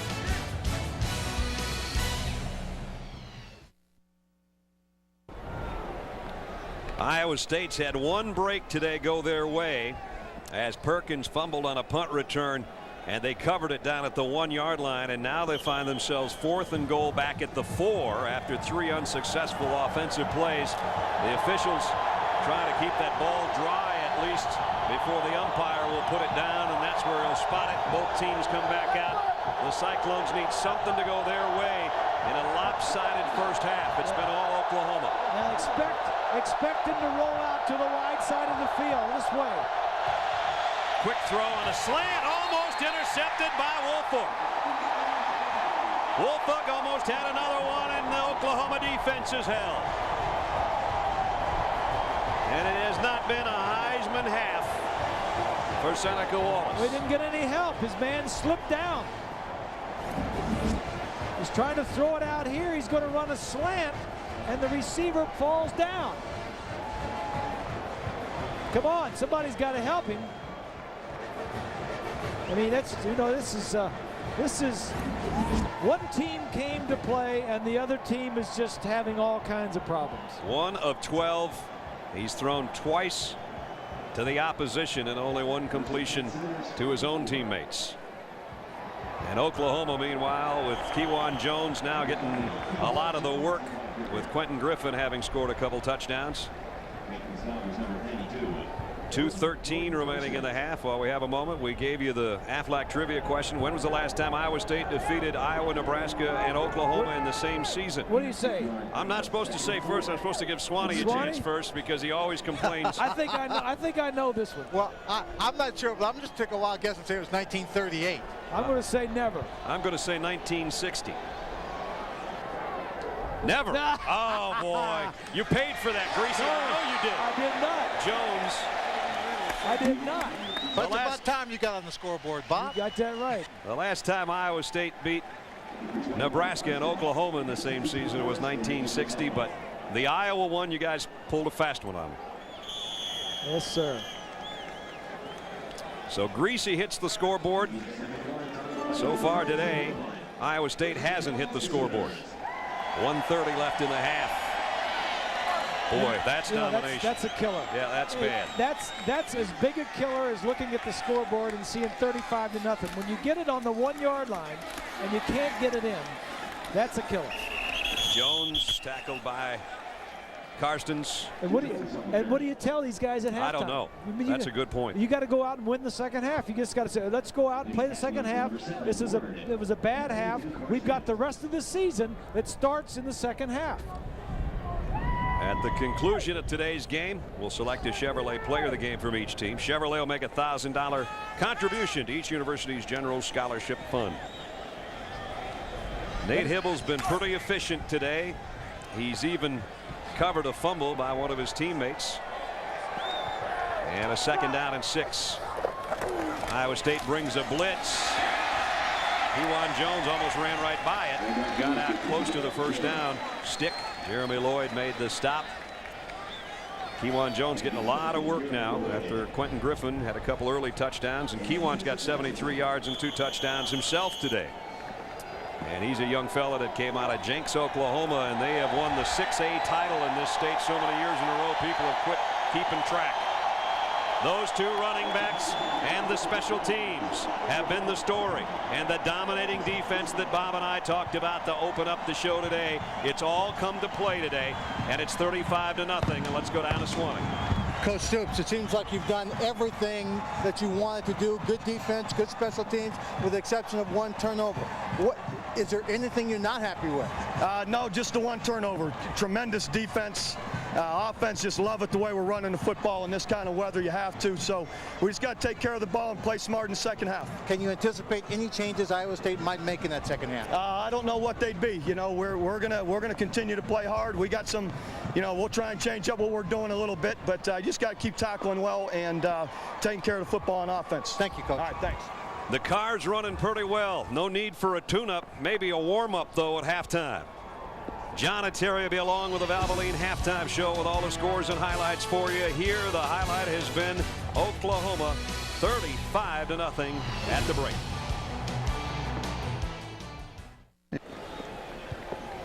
Just about set to start the third quarter in Norman, and it's all Oklahoma 35-0. Welcome back, everybody. Brad Nessler and Bob Greasy. Only we could be at a game like this where it's total domination by one team, but it has been. The number 2 team in the country looks all of that, don't they? They do. And last week we saw the number 1 team in Miami, and it's interesting that Oklahoma is looking every bit as good as Miami and maybe even better. Derek Strait blocked the punt. It was covered for a touchdown, and that was how things started to unravel. Brandon Everidge has been a thorn in Seneca Wallace's side. He sacked him. He's knocked away a potential touchdown. He had an interception there. Then watch the hit he puts on. Boom, right there. And it hasn't been just one phase of the game. It's been Oklahoma every phase dominating Iowa State. Seneca Wallace has thrown as many to the opposition as he's thrown to his own teammates. He's 1 out of 12. He's been intercepted twice. I think you can probably throw the Heisman Trophy away, but right now he's just got to figure out, I don't know what, a way to play the second half. What do you do the second half? What do you do the second half? If you're Oklahoma, you say, hey, let's go out and play that same way, the same intensity. If you're Iowa State, you say, let's just go out and win the second half. You know, we played awful. Let's go out the second half and start the rest of the season this half. I know Swanee's talked to Dan McCarney about that. Let's head down to the field. Swanee? And one of the reasons why Dan McCarney has been so successful in bringing this program back is that he's an honest coach. He came off the field. He said, Lynn, you saw the same game we were playing. We didn't execute. We were dominating every phase of the game. Says we can't revamp what we do offensively. We have to come out, execute. We believe in our kids and what we're doing. We got to find out how much character we have in the second half. Yeah, that's a good point. And he's got kids of character, and he has built a program almost from scratch, and finds himself with the second longest tenure ever for an Iowa State coach. And they know that things aren't going well today, but this is how you find out about your team. Our Pacific Life game summary, the first half, statistically, it is as lopsided as the score would probably indicate. 4 rushing yards for Iowa State and no passing yards. No passing yards to a guy we're talking about in the opening being a Heisman candidate, but the other side of that is the defense of Oklahoma has been outstanding. 2 turnovers by Iowa State led to 14 points for Oklahoma. You know, Bob, we talked last year about guys like Roy Williams and Rocky Kalmus and how great they were, and they lose those 2 guys and they look like the same defense. Well, Miami is not a better team than they were last year, and Oklahoma defense is not better than Oklahoma's defense last year yet. They're getting there. They're getting there. Offensive leaders, Nate, has been effective, 7 out of 10 for 74 yards, and Griffin and Jones almost carbon copies, both with rushing touchdowns, 2 rushing touchdowns, and both over 70 yards in the first half, and that makes both backs happy. Well, that's for sure. That's for sure. And that 2nd down and 10 as Griffin got nothing on his first carry of the third quarter. Hibble throws out to Peoples, and Peoples drawing a crowd. And he is swarmed under, and you can tell that at least in the first couple of snaps that the Cyclones defense would like to put a licking on the Sooners a little bit here early, if nothing else. Well, Oklahoma is just dominating, as we said, and the Iowa State, the only chance they had to get on the board was the 1-yard line going in after the blocked, the fumbled punt. They didn't get that either. Didn't get in. Just a total first half for Oklahoma. Couldn't have been better. So now 3rd down and 6. Now this is bad. When your jerseys are wet, you're soaked, and you come back out, and after you've been in that warm locker room, now you come back out and it's cold again. Hibble on 3rd down has plenty of time, but he overshot his intended receiver. Had a man on his back too, boss. Yep, he did, and getting a little help up from one of his offensive linemen. So Iowa State did exactly what they wanted to do, force the Sooners into a 3-and-out to open up the third quarter. And Ferguson, who's punted a couple of times today, will be inside his own 10 to take this snap, and that's Todd Miller back deep. This young man Miller's run a couple back for touchdowns too. Had a 60-yarder for a score earlier this season. Well, and they brought the heat after Ferguson. Didn't get to him though. Miller, fair catch at the 40-yard line. We might have a halo violation. It was kind of a late fair catch. Peoples was the guy down there trying to put the brakes on. A 36-yard punt. That wasn't the quickest of fair catches, I'll tell you that much. He waited till the last moment. Gonna have the hand in the air. There it is quickly. That was good. No, that was fine. Yeah, I guess it was. That was fine. Boy, I don't know. Sometimes that rule Well, I know why they have it. I agree with it, but safety of the players. But Bob and Brad, the idea is whether he fair catches it or not, he still got to give him the same amount of room. He just got down there too hard too soon. And on a field like this, I can tell you a guy as fast as Peoples has a hard time putting the brakes on. And so this will walk it in to Oklahoma territory. So good field position for Iowa State. They start at the Sooner 48. Wallace on the give. Wagner breaks it open. And that's his best run of the day, down to the 34-yard line. He picked up 14. Andre Woolfolk made the tackle. Let's take a look at our Pontiac performance drive summary. Couple of nasty looking things. Here's the block punt. That ain't good. Couple of interceptions, and then the other one is they got the ball on the Oklahoma 1-yard line and couldn't get it in. That's a Pontiac drive summary in reverse. They forgot to get it in D for drive. Yep. And it wasn't even park, it was reverse. Down the middle. There's a good shot inside the 20 on the run. Lance Young. Yeah. And all of a sudden Iowa State's down close again. 23-yard pickup. What does this say about Iowa State? A little pride coming out and a little bit embarrassed by how they played the first half. It's the best ball he's thrown. The receiver gets open and the line protected. And now they're down around the 10-yard line. Lance Young, who started his career at Wisconsin, then transferred to junior college, and now here at Iowa State. First down, 1st and 10 at the 11-yard line. Wagner popped, yard loss. Jonathan Jackson was there. Dvorak also in on the stop. And look at Brent Venables. He's going, okay, guys, they're down near the 10. Let's push them back again. Brent coaches the linebackers and coordinates the team along with Mike Stoops, who is in the red jacket right next to him. Very unique situation. You don't see it often. Co-coordinators and both on the field at the same time. And sometimes you'll see those guys getting ready to rumble. They're intense. Yeah, they are. And this may be the best staff in all of college football. I agree, partner. Here comes a blitz. Wallace. Here's where he's dangerous. Throws, knocked down. What a play by Antonio Perkins. And we're talking about coaching and the best coaching staff. That's just good coaching. This kid's a true sophomore, and he knows that when the receiver in the end zone breaks to the outside, cut in front of him. He sees him break out. He knows the ball's going to be coming. He doesn't have much time. Just break in front of him. Jimmy Wilkerson, I think, got a hand on that, the defensive end, but that's a super play by a super athlete. They can't even start him. They have to find a way to get him on the field. Punt returner, nickelback, you name it. I'd like to see him at wide receiver. Yeah, so would the offensive coaches. And incomplete, intended for Kyle Knock. And it is 4th down. With the pressure up the middle of it had to back away, throw it off balance, and they're going to kick the field goal. And I know what folks are thinking, why not go for it when it's 35-0, but right now Dan McCarney wants to get something on the board. From the right side, the tight end's crossing to the left. Seneca just fell back a little bit, threw it off balance, didn't get it out there. Adam Beneke's 10 out of 13 on the year. This will be a 29-yard field goal to try to get the Cyclones something, and he does. So not a bad start to the 3rd quarter. The Cyclone defense forces a punt. The offense got close and had to settle for 3. 35-3 Sooners.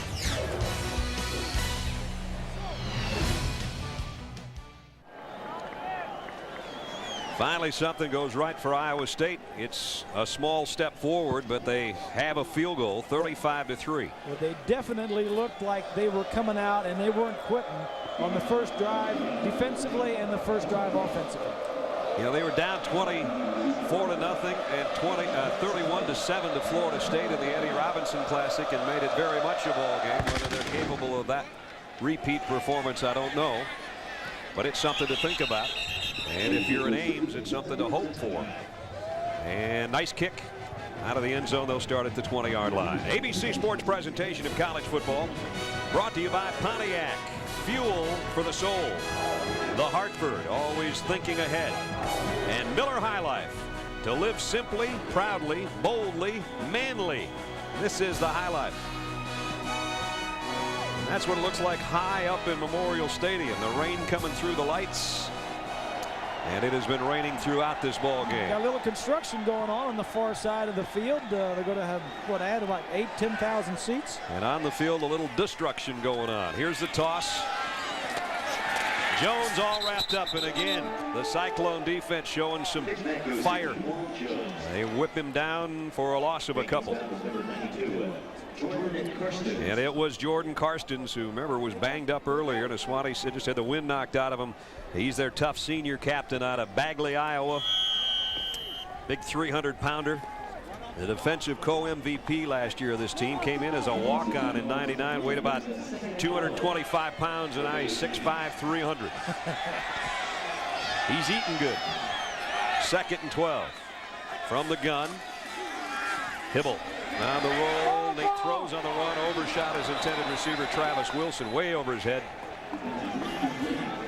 And Brad, as soon as he threw that pass, he looked at his hands, you know, because the ball just slipped right out of it. One of the things that occurred at the end of the first half, when they placed the football down, they were drying it off, but they would sit out there for a pretty good while the rain was coming down. The ball sitting out there right now in the middle of the field. They just dried it off, but they still haven't got the play called in the offensive huddle. Good point. That ball will be soaking wet by the time the center gets up there and takes a snap. I used to tell one of the umpires, stay there with your towel over it until the center comes up. Not only that, the center turns it about 3 times. Yeah, right, then I'd kick him in the butt.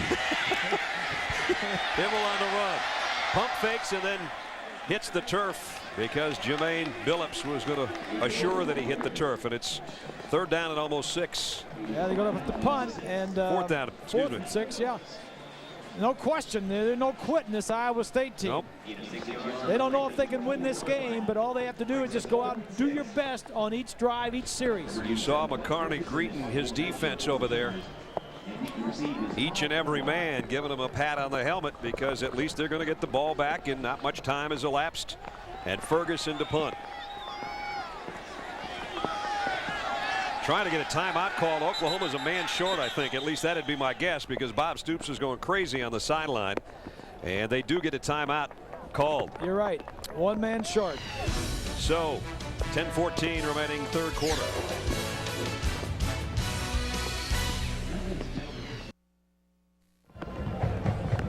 .10-14 remaining in the 3rd. And you can see the rain coming down heavily. 4th down and 6 upcoming for the Oklahoma Sooners, and they were a man short with their punting unit, and that drew the ire of Bob Stoops on the sideline. He let everybody have it pretty much over there. Yeah, that's not good. When I'm sure his thought coming out was, let's go out and do good the second half the same way we did the first half, and then make a big mistake like that. That could have been a block punt. Blake Ferguson will get set to punt it. Todd Miller waits on the other end. And high kick. Miller, fair catch called for, and he has to make a diving catch. The wind got that one a little bit, and at about the 33-yard line is where Iowa State will take over. Dan McCarney and Bob Stoops, good friends, and at one time, McCarney was on Hayden Fry's staff along with a lot of other great coaches. There's the old sly one. Bill Snyder, head coach at Kansas State, was on that staff. Kirk Ferentz at Iowa, the head coach. Look at Barry. Yeah. Barry Alvarez, nice hairdo, Bear. Head coach at Wisconsin. There's Dan McCarney. And now the head man at Iowa State. Chuck Long's the offensive coordinator here at Oklahoma. He was a player at that time. Mike Stoops, co-defensive coordinator, was a player, a strong safety, and they called him Bobby Stoops then. 2-time All-Big Ten performer. So Hayden Fry has a family tree in this game today, that's for sure. Seneca Wallace comes up throwing, and it is intercepted. Yes, he got it. At the 46-yard line, it's Everidge again. And it seems like every time Wallace throws, number 7's in the way. This was a heck of an interception to keep his foot in bounds. Everidge with his 2nd interception of the day, as you mentioned. Watch this, watch his foot. Catches the ball, foot right there. Oh boy, that's pretty. Good call, good catch. And Wallace has thrown 3 interceptions, a career high. 2 today for Brandon, 4 on the season. And remember, he's got a sack He had a forced fumble on the other interception that Strait had. I'd say he's had a pretty good game. Pretty good game. Quentin Griffin swing pass, and he's cut down as he crossed midfield to the 49. Now, wait a minute. Now, I want to get back to those pictures that you were showing. Those are good pictures. Hayden Fry in the group. Hayden looked good there. Looked sort of like a little bit of a mobster. And we talked to the coach today. I did before the ball game. We wanted to have him on the telecast with us. He was at Iowa last week for the dedication of the Cancer Research Center being named for him. He went to the Iowa-Michigan State game. He yelled so much. I got him on the phone today, and he said, "Brian, how you doing?" He's got laryngitis so bad he was going to come on with us, and we apologize. Coach, we hope you feel better. I think he feels fine other than his voice is shot, and he's out in Nevada right now. They got a place out. He and his lovely wife, I think it's near Mesquite, Nevada, if I'm not mistaken at the name of it. And only Hayden would live someplace where it's called Mesquite because he's out of Texas, and now he's in Nevada, and a great coach, of course, at Iowa for a long, long time. And many good players and good coaches have come from his tutelage. We showed him, and he said two of my boys are here in this game, McCarney and Stoops. He said, "I don't know what I'd say about him anyway, Brad." He said, "You just say hi to Bob and Lenny for me." And here comes Hibble. Got a first down run on an option keeper. Nice run, and all of a sudden Hibble's going, "You know what? I love it when they cheer.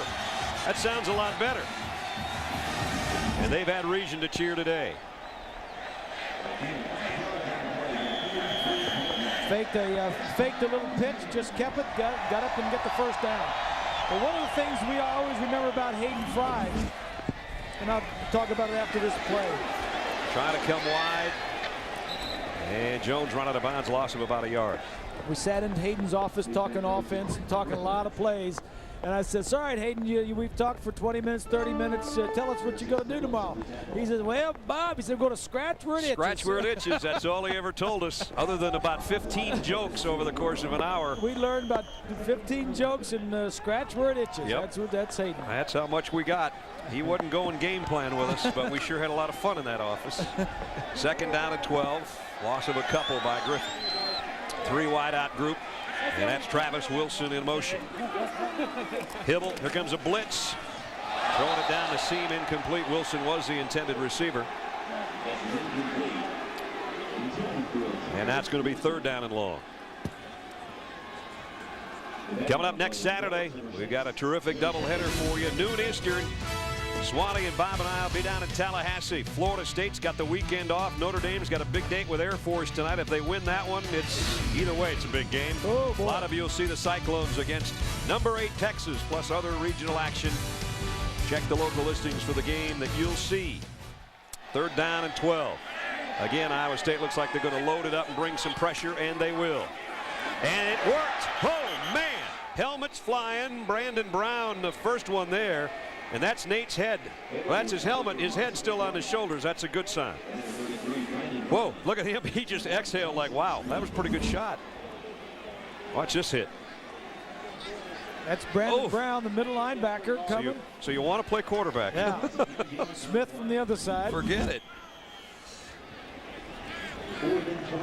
Nate's, we were talking to the coaches the other day, a tough guy. He bounces right back up even without his headgear.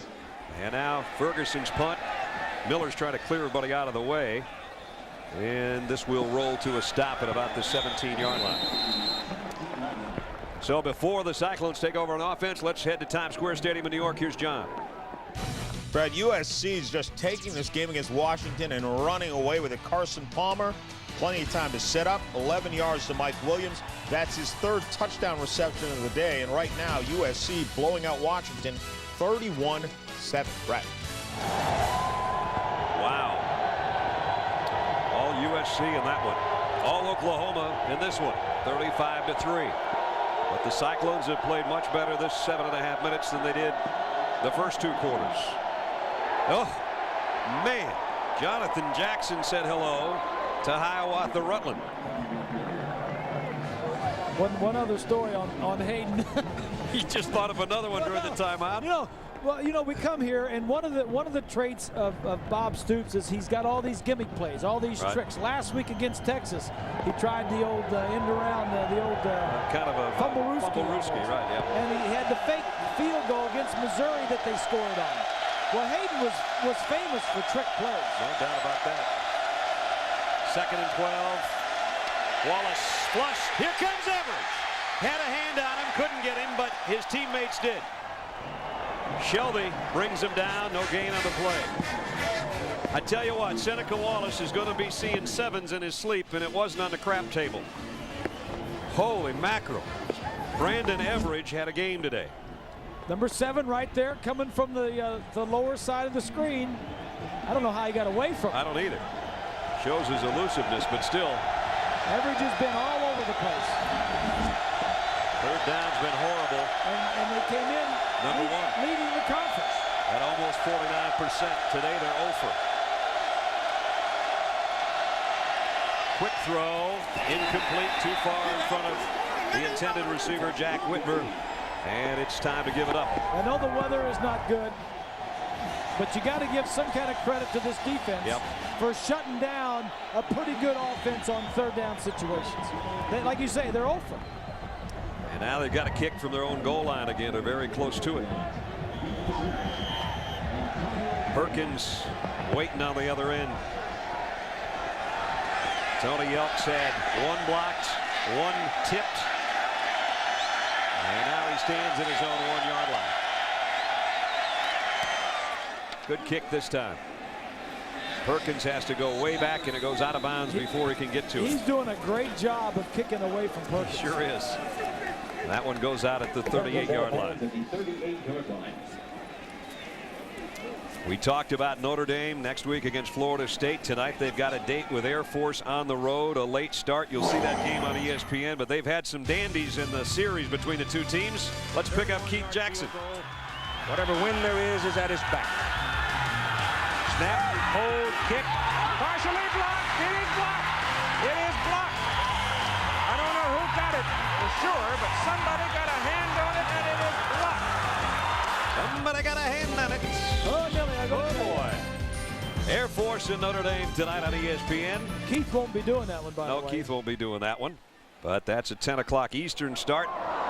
Here's a pass incomplete. Remember, though, Fisher DeBerry might have the best team he's ever had, and they are actually considered a favorite at home in that ball game against Notre Dame. How about Chance? Was it Harridge? Harridge, yep. The quarterback for Air Force. They keep saying, you know, he might be the best one ever to run their wing bone offense, and I keep saying, boy, there's been Bo Morgan and all them other guys. If this guy's better, then he's pretty darn good. Yeah, and he is outstanding. He wants to be a fighter pilot. He says, I've never been in a jet yet. He says, but I can't wait. Well, he'll get his chance to get in some fuel of the fire tonight. He'll get into some fire tonight. Yep. 2nd and 10. Griffin battling for a couple yards. And how about the Irish? Notre Dame, what, 112 offensively? Something like that. How are they winning games? They have got almost exactly half of their points this year. Half of their total points have come from special teams and defense, and that is phenomenal. I think they've got 137 total points in the first 6 games of the season, and they've been winning and winning close and winning with defense and winning with special teams. Yeah. They're winning, and then I see the BCS poll. Some of the computers on the BCS poll, the New York Times and all that, they've got them ranked 1. They're ranked 1st in a couple and 2nd in a couple other ones. I don't know about that. I don't either. I don't know if they're that good. Here's a throw out complete. And Travis Wilson, he's got a first down. Nice run after the catch. Travis Wilson, another one of the young wide receivers, freshman out of Carrollton, Texas. He's going to get some opportunity to play next year when these guys graduate. Oh, he did nice job. That's tough. He knew where the first down marker was, and he got hit 2 or 3 times and didn't go down. He got 9 on a 3rd and 8, and he got a first down. So now Oklahoma, with 4:45 remaining in the 3rd, leading 35-3. They can go back to the ground game. And they will. Jones got a couple. Brandon Brown and Anthony Forrest in on the stop. Taking stop is Brandon Brown. Bob and Brad, I think as we watch the Oklahoma offense out here on the field in the second half, this is one of the toughest situations for a team to be in, to have this kind of lead and keep that focus. You're dominating a football team. Everything you seem to do is right, but the coaches want you to come out and focus so that you can dominate and just continue to play great football. It's just hard for the players to keep that attitude and focus. It is. It's hard to do that. It's hard when you're ahead 35-3 to come out and play as hard, and it's hard when you're behind 35-3. Hibble had to pull it down. He was going to let it go, and at the very last second, apparently, whoever was his intended receiver was covered, and Karstens knocks him down.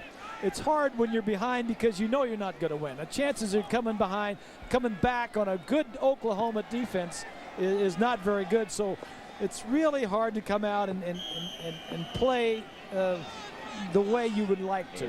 Well, this is a time when you have talented backups. You put them in the ball game because they're a little hungrier. They want their chance to come out and play hard and play well. Exactly. That's what I thought the situation was last night with Fresno State and Boise State. And then I realized the starting quarterback's still in there with 7 minutes left, and it's about 60-20. I think you had to know a little bit more about the series, partner. I think I figured that out this morning. Hibble deep, got his man, Antoine Savage down to the 25. First down, Oklahoma.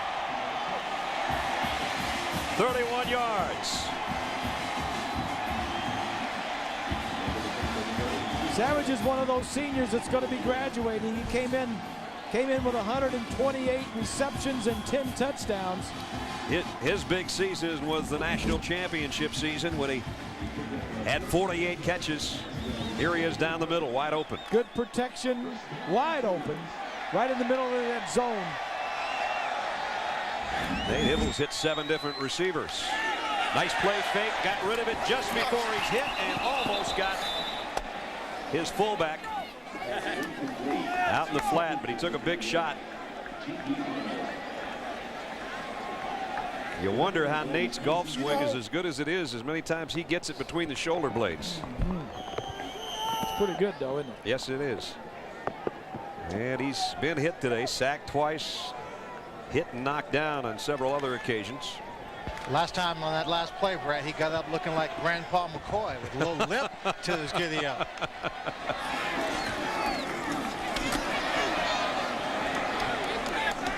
Pick up a 2 by Kewan Jones.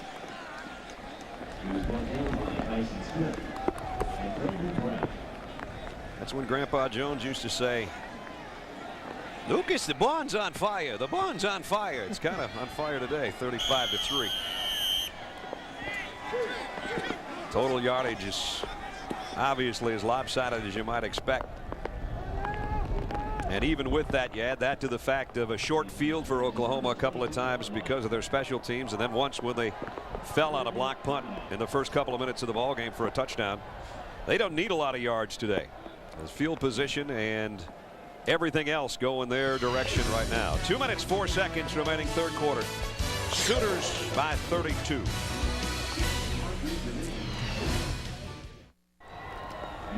Tough day for Seneca Wallace, the Iowa State quarterback, and Swanee and Bob and I don't like getting involved in all the Heisman things until at least mid-season. We figure that's fair. We got wrapped up in this kid this week, but 2 for 17 with a couple interceptions is not a good day, that's for sure. Yeah, you can have a bad day and come back.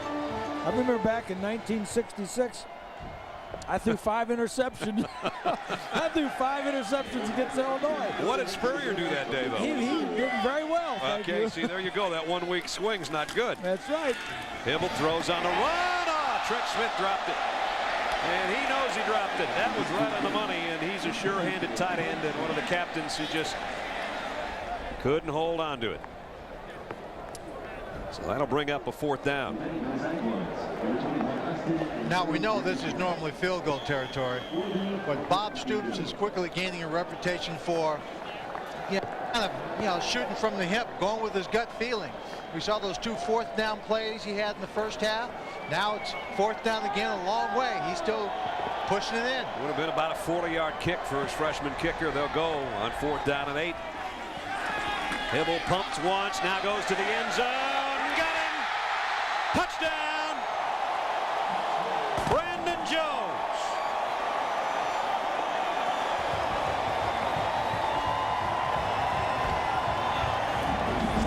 center fielder on the baseball team, and he just hung in with this one and put a glove up on it. Well, he's covered right here. It's just that the defensive back, Austin, doesn't see the ball. Number 21, he just gets lost, and they stay with it, and he gets a touchdown out of it. Ball's thrown up, Austin loses it, Paris gets there late, and it's an easy touchdown. Extra point by DiCarlo, up and good. Seneca Wallace threw a ball just like that earlier in the ball game, and it was picked off by Strait. Right. This time, the offensive guy makes the play. The defensive back doesn't see it. Talking with the coaches yesterday, and they were telling Lynn and I, when this kid finds out how good a football player he can be, then look out, because he's 6'3" and 210 pounds, and I'm talking about Brandon Jones, the sophomore on Texarkana, Texas. So Oklahoma against 13th ranked Iowa State. They thought they'd have their hands full. Quite frankly, they're taking care of business, but it's they get a week off. They're off next week. Then they have Colorado at home. They have 3 games on the road, and this one would be the one, I think, right there. Well, Oklahoma State got Nebraska today. They got Oklahoma last year. It would be a payback game. I don't think there's any doubt about that. And then if they could get through all those hurdles, then it's the Big 12 championship. Right. It's an extra game they have to play. And getting through that one, and then you're looking at Fiesta. And, you know, it's interesting. Last week we saw Miami. We saw how good they were. Last year, Miami had a couple of squeakers. They had one up at Virginia Tech, and they had one against Boston College. And this year, they had a squeaker against Florida State last week. Oklahoma, going through the schedule, they're looking pretty good to me. They are. Cuba to kick high and short again. They can't bunt it at the 19. Todd Miller does. Miller trying to weave his way through the traffic and got out to about the 33-yard line. Coming up on Monday nights, Al Michaels and John Madden will be along in Pittsburgh. Jerome Bettis and Tommy Maddox and the Steelers host the Colts and their triple threat offense of Peyton Manning, Marvin Harrison, and Edgerrin James.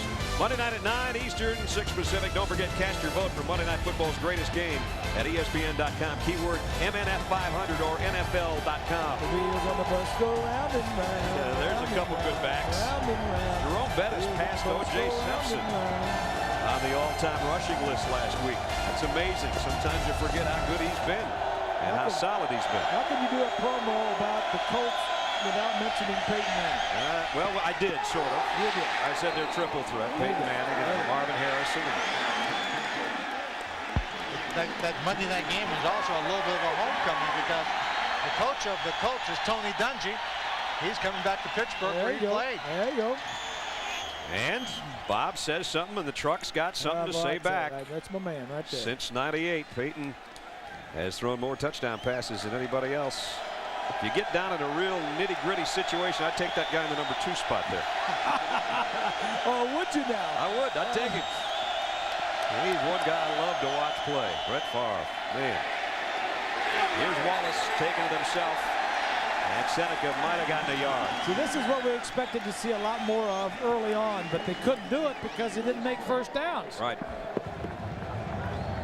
And it's 3rd down and 9 again. And that pretty much tells what you're just talking about. You know, that speaks a little bit for the weather because it's not good, but a lot for Oklahoma defensively because teams are going to find that this defense is going to be tougher and tougher as the season goes on. You can see some folks are saying, I'm going to find a warm pub to watch the 4th quarter. 3rd and 9. Wallace in trouble. And down he goes. The guy that caused it, though Shelby got it, was Brandon Everidge, number 7. Shelby gets credit, but Brandon Everidge has been a rocket wearing 7 today. Came off the edge again, and this is another tribute to the coaches defensively. They change up. He's over here, number 7. They change up their defense a little bit in the second half, so you don't, whatever you plan for at halftime, you're not going to see the same thing coming out the second half. I don't know. I've seen a defensive back have a better game than this kid. Yelp to punt. Antonio Perkins waits on the other end. This could be returnable. Let's see what Perkins does. Finds the handle, first of all, from the 18. Antonio Perkins breaks outside. Got a block. Got the corner. Flags are down. It's going to be an illegal block. It'll negate a nice return. Somebody just didn't quite get a hat in front of the shoulder on one of those blocks going to the outside. And it's going to take back a 35-yard return after a 52-yard kick. Push in the back. So they'll bring it all back. You could see it. He got one that was clean, but the second one wasn't. Right here. Yep, just get, if you can't see in front of his numbers or the front of his helmet, you might as well just get out of the way. And it was close. A nice try. And so they'll bring it back to, let's see, they'll walk it off down near the 25 somewhere. But you know, guys, it's such a helpless feeling. When you're that guy blocking in the back, you're trying to help your guy back there, trying to spring him loose, and you're right there. If you don't block him, then you got to stand there from behind that defensive guy and just watch him nail your return man. Right, and then you're going to get ripped in films, you know, on Sunday or Monday. Swanee, how you doing down there? You staying warm? I'm not very warm, and I'm not very dry. You're starting to sound nasal, partner. Yeah, you sound like you're a little bit further away. But, you know, it's that first cold of the year. I already had that. Don't get me started on that. I've been coughing through games for 2 weeks. I don't want another one. Quentin Griffin. You know, all these guys, all of us have been in very cold weather. Now, this is our first kind of cold game of the year, first time maybe standing out in that cold weather. So what happens is we feel a little much colder than what we really are. Your body's just not used to it, you see, and my brain's not functioning. I'm looking over here, and there's a camera over here. I like the raincoat, though. If we could get you an umbrella and a big handful of salt. I'm making a statement over here. Swanee's the Morton Salt Man down there. End of 3. 42-3, Oklahoma. ABC Sports presentation of college football returns after this message and a word from our ABC stations.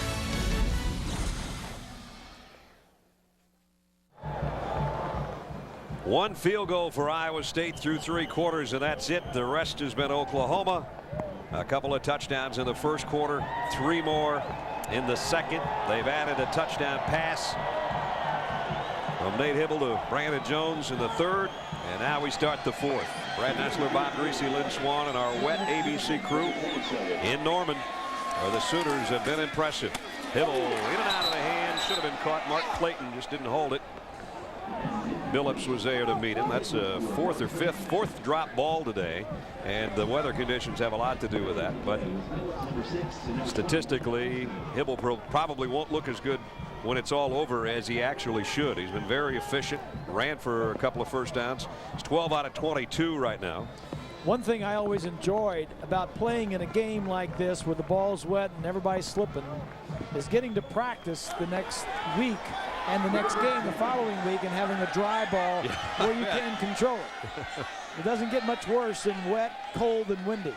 And they, as Bob said, have a week off to prepare for Colorado. There's a nice throw and a nice catch at the 41-yard line. Antoine Savage. And Antoine Savage, the old man of the receiving corps, if you will, with a couple nice grabs in the second half. And Nate Hibble doesn't seem to be having much problem gripping or throwing the ball. That makes me feel as though he must have large hands, because to throw a wet ball, you got to have large hands. Well, I think after you brought that up to Chuck Long, Bob, he must have gone out and checked it out to make sure. Well, Chuck was telling us yesterday that they had wet balls. They just dunk them in a bucket of water, even if it's not a rainy day, a rainy practice day. When you're expecting rain on the weekend, they just dunk them in water and said, hey, throw this ball. Kewan Jones with a carry. And Chuck, we asked him, we were saying, what about Nate and the grip on the ball? And he said, you know what? I've been around a kid forever. I got to go and check and see how big his hands are. I don't know. Yeah. Okay, now, Bob, how much heavier is that football when it gets soaked? It is heavy. Once they get soaked, if they keep changing them and put fresh ones in it, but by the second half, if it's really raining and they don't change the balls at halftime, your arms will get sore. Second down, play action. Hibble's in trouble, and down he goes. Jeremy Lloyd got him. Yeah, that was a one-man route, and they had him double cover downfield. He hadn't anybody else to throw to. I'll tell you some guys that have not quit playing today. 41 is one of them. Brandon Brown, 33, another one of the linebackers, and Jordan Karstens, a defensive tackle who was shaken up early. They're still out there, and they're still plugging away. As you were mentioning earlier, this is not an easy situation to be in. You know that it's pretty much over, but your pride won't let you believe that, and this is going to be the first loss in conference play this year for Iowa State in about 13 minutes. As bad as it looks, it's only one loss in conference. Whoops. And there shows the wet ball, and just as we talk about him having no problems with the grip and the ball, you can see him looking at it. He's saying, man, I wish we'd get one dry one out here. Snap was a little wide, and then just like a bar of soap. Yep. That ball looked like it was wetter because it was darker. Oh, look at how dark it is. Yeah. That baby's soaked. It looked like it's much wetter than the other balls they've been rotating in. Yeah, they ought to throw that one right in the tunnel. Yeah, they ought to do like baseball. You know, the catcher looks at it and says, hey, I don't like this ball. The pitcher says, I don't like, give me a new one. Exactly. If I were Nate, I'd take that off with me. Just say, it's my game ball. Throw this one away. Ferguson set to punt.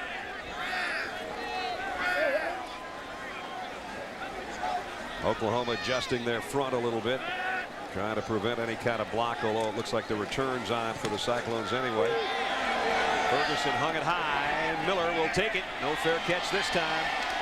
And down he goes. He might have gotten 2 on the return. They don't give up anything. James Moses down there on the coverage. Nice punt, good coverage, and all Oklahoma 42-3.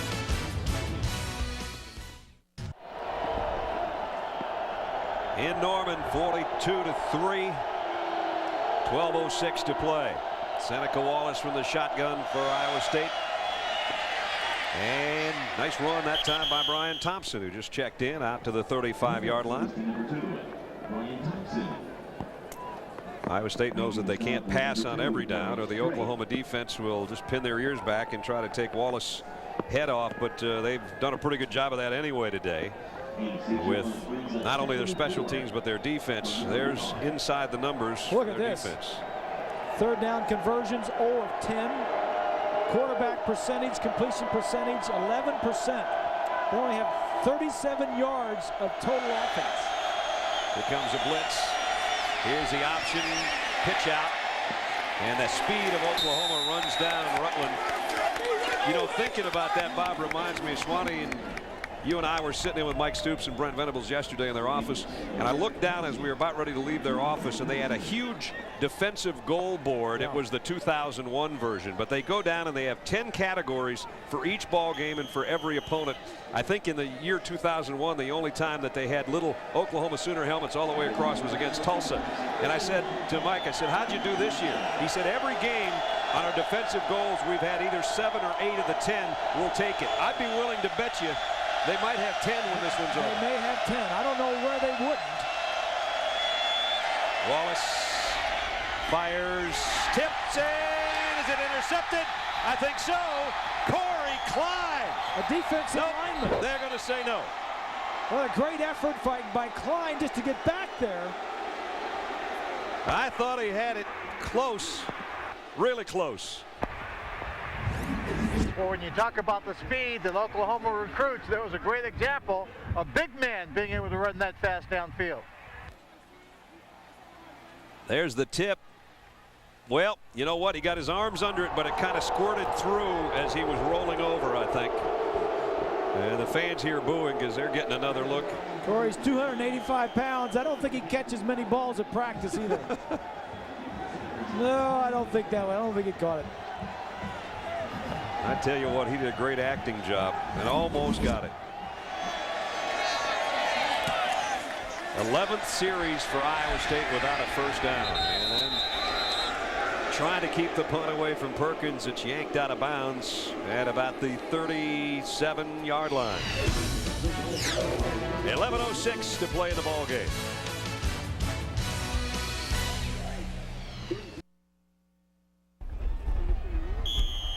These teams haven't played in the last couple years in this series. That is in its 71st meeting.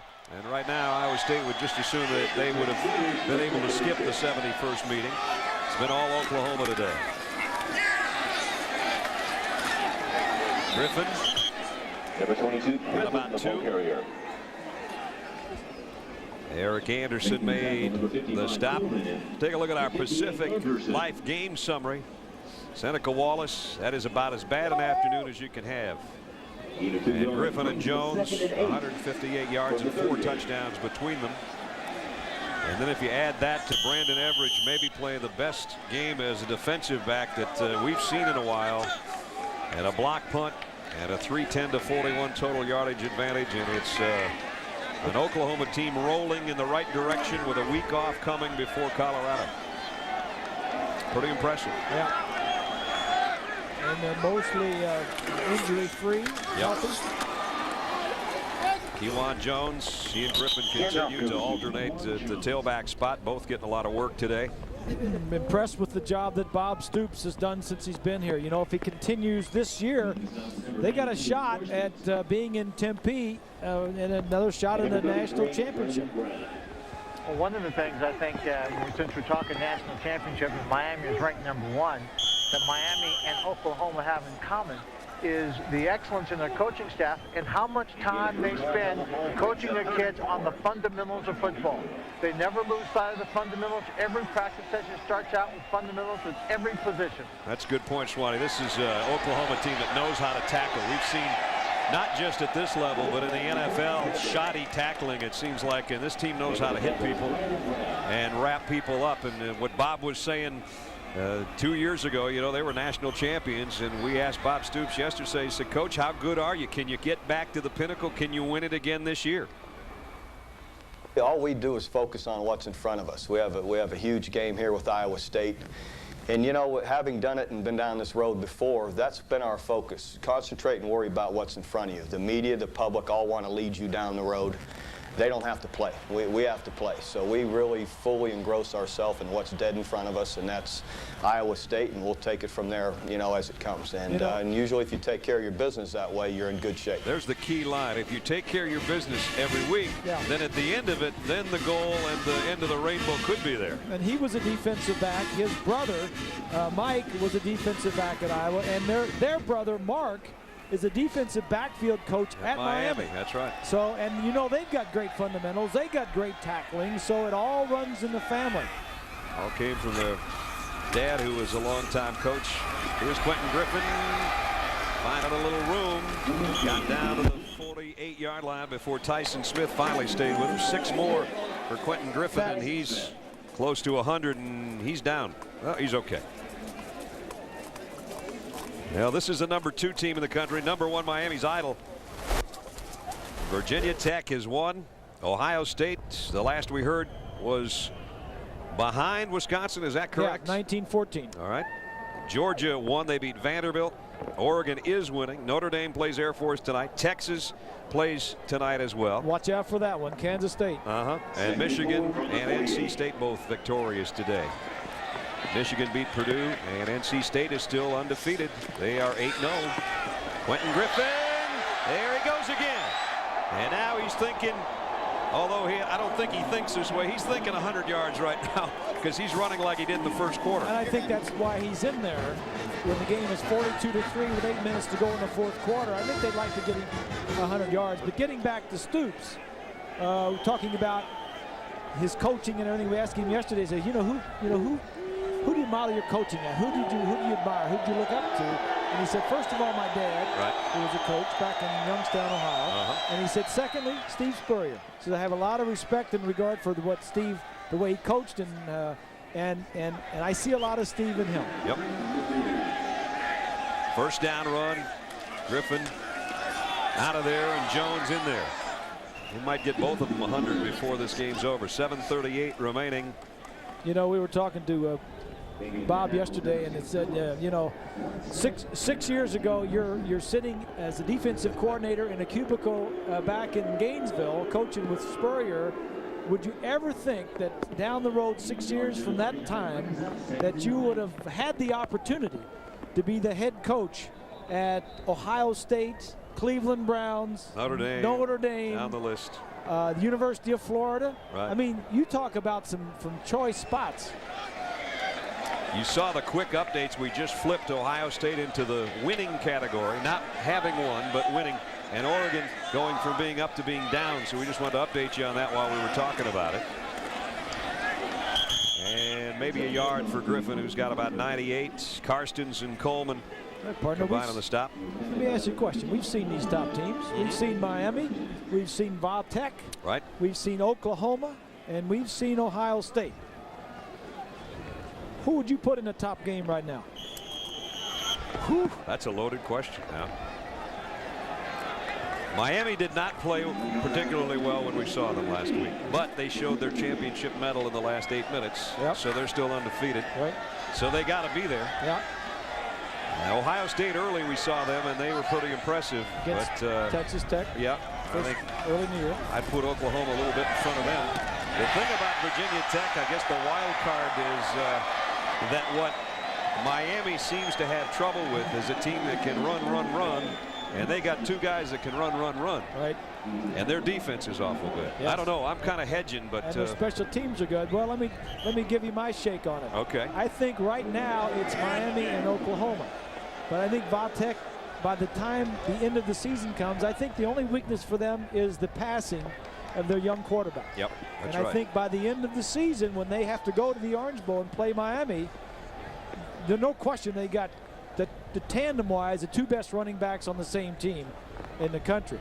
And after what Greg Jones of Florida State did to Miami last week, over 200 yards, that probably caught a lot of people's eyes on how to control Miami. And we can tell you this much, that on December 7th on ABC, you'll see the Big 12 championship, and with all likelihood, a team coming out of there will go to the Fiesta Bowl, and also on December 7th on ABC, you'll see Miami and Virginia Tech from the Orange Bowl, and with a lot of forethought, we kind of expect that maybe that will determine who the other combatant will be in the national championship. So as we look down the road, if everything goes as everybody thinks it's going to go, that's a heck of a day of football.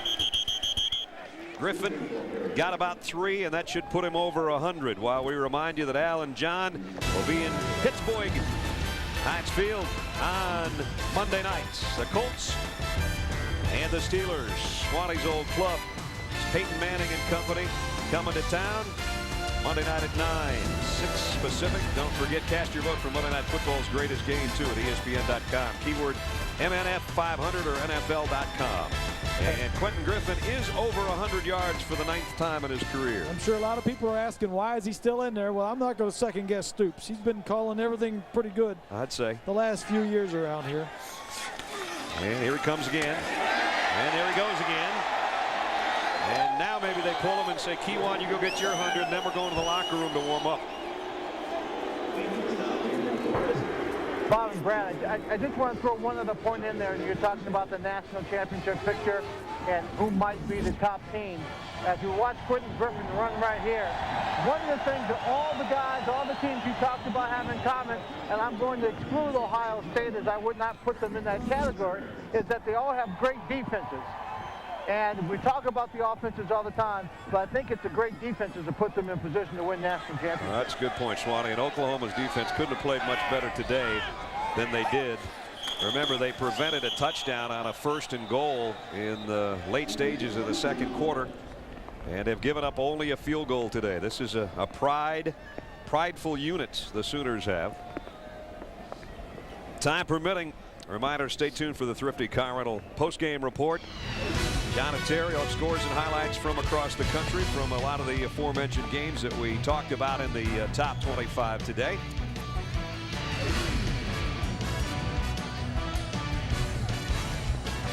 Thrifty post-game reports, if we have time following our ball game. We only have 4:13 left here. 11th play of the drive coming up. 1st down and 15. Trent Smith in motion. Here comes a blitz from the Cyclones. Ronaldo works, gets a carry, and gets run out of bounds, and a flag flies in.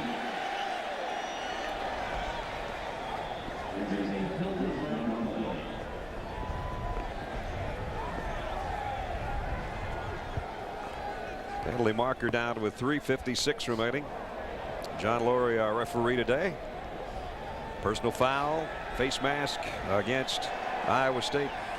That is their first penalty. They were first in the conference in the Big 12 in penalties, or I should say least penalized team.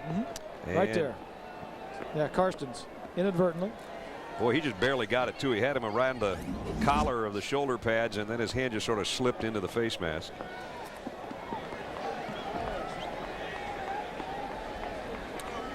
Ohio State has beaten Wisconsin 19-14.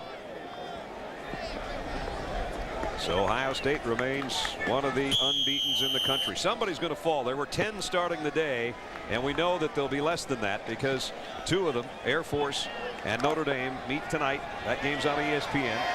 So we know there'll be less than 10. Ohio State's held up their end. Oklahoma's obviously holding up its end. And here's Works again. Oh, I'm excited about Monday. I can't wait for Monday come. BCS poll comes out. Oh, yeah. There you go. Then all that stuff starts all over again, huh? Well, you talked earlier about Notre Dame and the fact that a lot of people have them ranked so high in the preliminary BCS because of the computer polls. That's because the margin of victory that used to be one of the big factors in there. And they've had a lot of close games. Now, if you'd have put that back in there last year, I don't think they'd be sitting at #1 in 2 or 3 people's opinions. They've thrown that out this year. The margin of victory is not allowed. Last year, it was allowed up to 21 points, and I think that was good, just because of what we're seeing this year. Notre Dame, a lot of close wins. Works, cut back, stiff arm, touchdown. Ronaldo works his way to the end zone.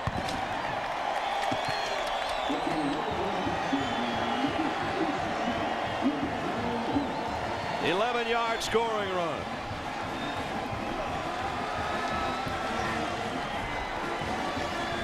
And for Iowa State, it's a good thing there isn't a margin of victory, because it's a 48-3 game with 3 minutes left.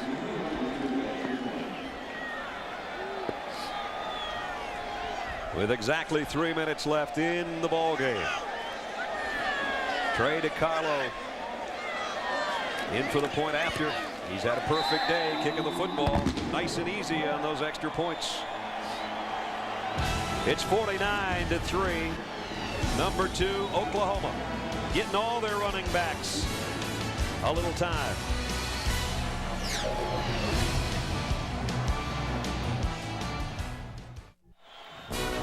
ABC Sports presentation of college football brought to you by Cadillac. Bold vehicles defying convention. Old Navy Painter's Pants, the handyman's classic. And Valvoline's Maxilife, the first motor oil formulated for higher mileage engines. Brad Nessler, Bob Greasy, Lynn Swan, and a few thousand fans remaining on a wet, windy, cold day in Norman, Oklahoma, where the number 2 Sooners are rolling big. And the Cyclones of Iowa State. Miller on a kick return, got it out to the 22-yard line. He's buried there. And we're down to 2:50 remaining in the ball game. Final chance probably for the Cyclones offense when we come back.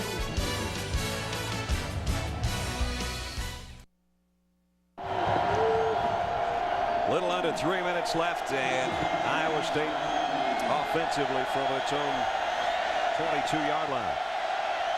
Seneca Wallace has had a terrible day. 2 of 19, 3 interceptions.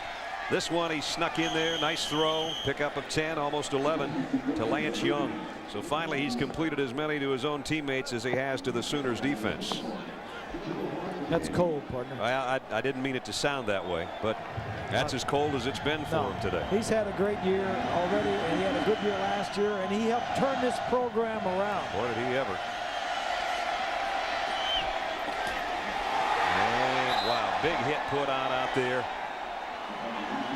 Dan McCarney was the guy that really turned this program around this year. Look at what they did this year.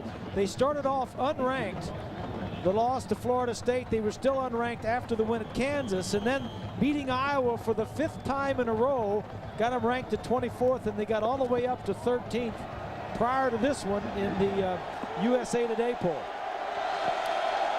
Highest ranking they've ever hit in They're going to fall to 6-2, but there's a lot of teams that would have suffered the same problems today, I think, against Oklahoma. Flag down at the line of scrimmage.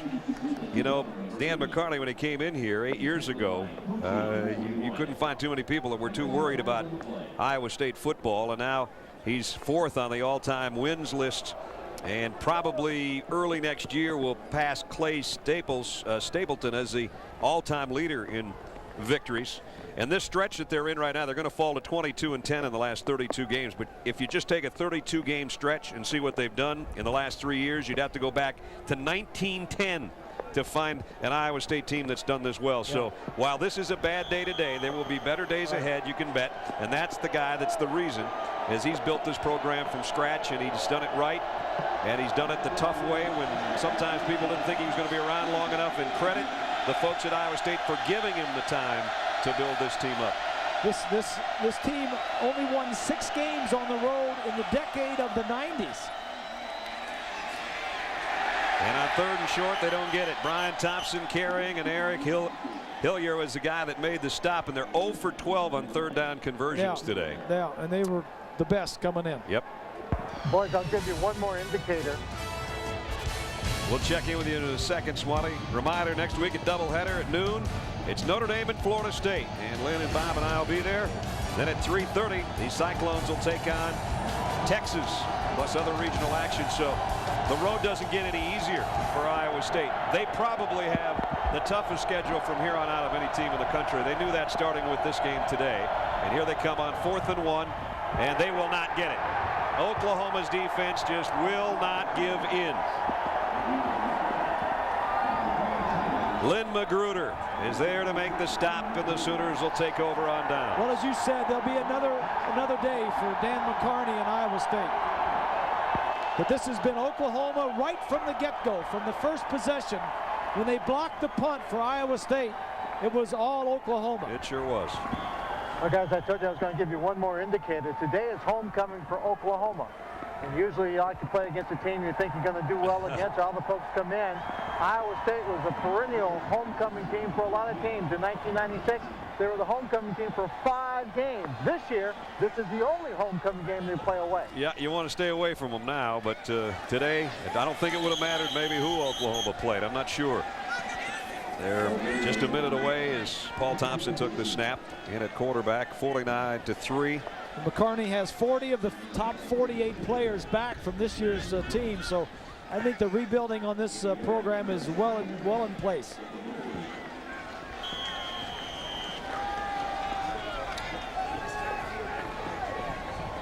Second down. Thompson giving off to Hickson, and another back getting some time. Gets down to the 35-yard line, a pickup of 5. Might have one more play left in the ball game. Today's Chevrolet players of the game. For Oklahoma, Brandon Everidge. I don't know that I'd seen a better outing by a defensive back. 2 interceptions, a sack, a forced fumble. And Jordan Karstens, a captain who has hung tough, was banged up early, but stayed in there and was one of the leading tacklers today for Iowa State. In recognition of their efforts, Chevrolet makes a $1,000 contribution to each university's general scholarship fund. Our congratulations to those guys, and our congratulations to Oklahoma. They win it big. They go to 7-0. They're perfect with a week off, and then Colorado in next. Dan McCarney's 6-game winning streak goes by the boards, but at 6-2, this is still very much a team to be reckoned with. And the old friends that all started at Iowa together, shaking hands and hugging. It was a tough game and a tough loss for Iowa State, but it was a very, very impressive win for Oklahoma. Let's check in with Swanee. Well, Coach, a dominating performance. You look at this kind of a ball game, and when you talk to the team, what are the things you talk about and discuss? These guys, it's the best. It's just like we said, hitting our stride, hitting our peak when we need to. And I like this team. We're coming together. We're really starting to hit it. And guys like Brandon Everidge making a lot of big plays. Well, to jump right over to Brandon. Brandon, it's a phenomenal football game for you. Was it the defense that put you in position, or did you just go after it? Well, we had emphasized all week that we had to stop their quarterback. And our offense showed up, and we just came together as a group, and we just played our game. Absolutely a great performance. Thank you, Paul. Thank you, Lynn. Appreciate it. All right, Bucks, my man. All right, fellas, Oklahoma still unbeaten, untied, and undaunted in their quest to be a national champion again. The number 2 team in the country rolls and rolls big. 49-3 is the final. All Sooners. It was a heck of a homecoming. ABC Sports is online at ESPN.com. Keyword ABC Sports. Reminder to stay tuned for the Thrifty Car Rental post-game report after this from your ABC stations. For Lynn Swan, Bob Greasy, and our entire ABC crew, Brad Nessler from Norman on a rainy day. See you in Tallahassee next Saturday. So long, everybody. Quarter scoreless. Cyclones punting. It is blocked by Derek Strait. Ball goes into the end zone, and Terrence Sims is there to cover it up for the Sooners. 7-0 Oklahoma. And then Quentin Griffin decides to go to work. Griffin keeps his balance. He's in the house. 14-0 Sooners. Are you feeling the beat-down vibe? Because it is coming on big. Second quarter, Oklahoma at the Cyclone 4. Pitch to Griffin. Looked like a hurdle, and he's in the house.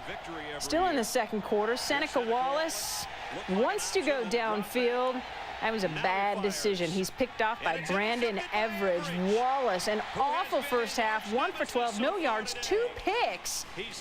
And it's kind of easy to see why Oklahoma just beat down Iowa State. 49-3 is the final.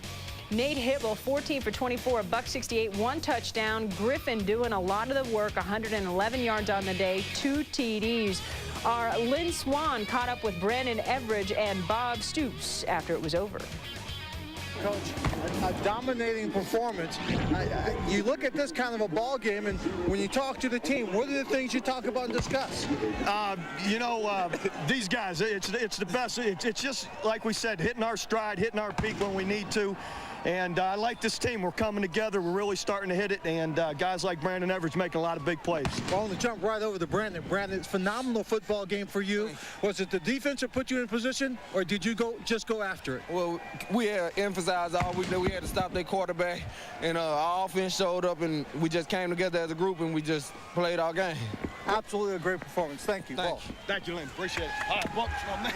All right, fellas. All right, fellas. 22nd ranked Ole Miss and Tuscaloosa taking on the Crimson Tide, meeting for the 5th. Team is very pleasing.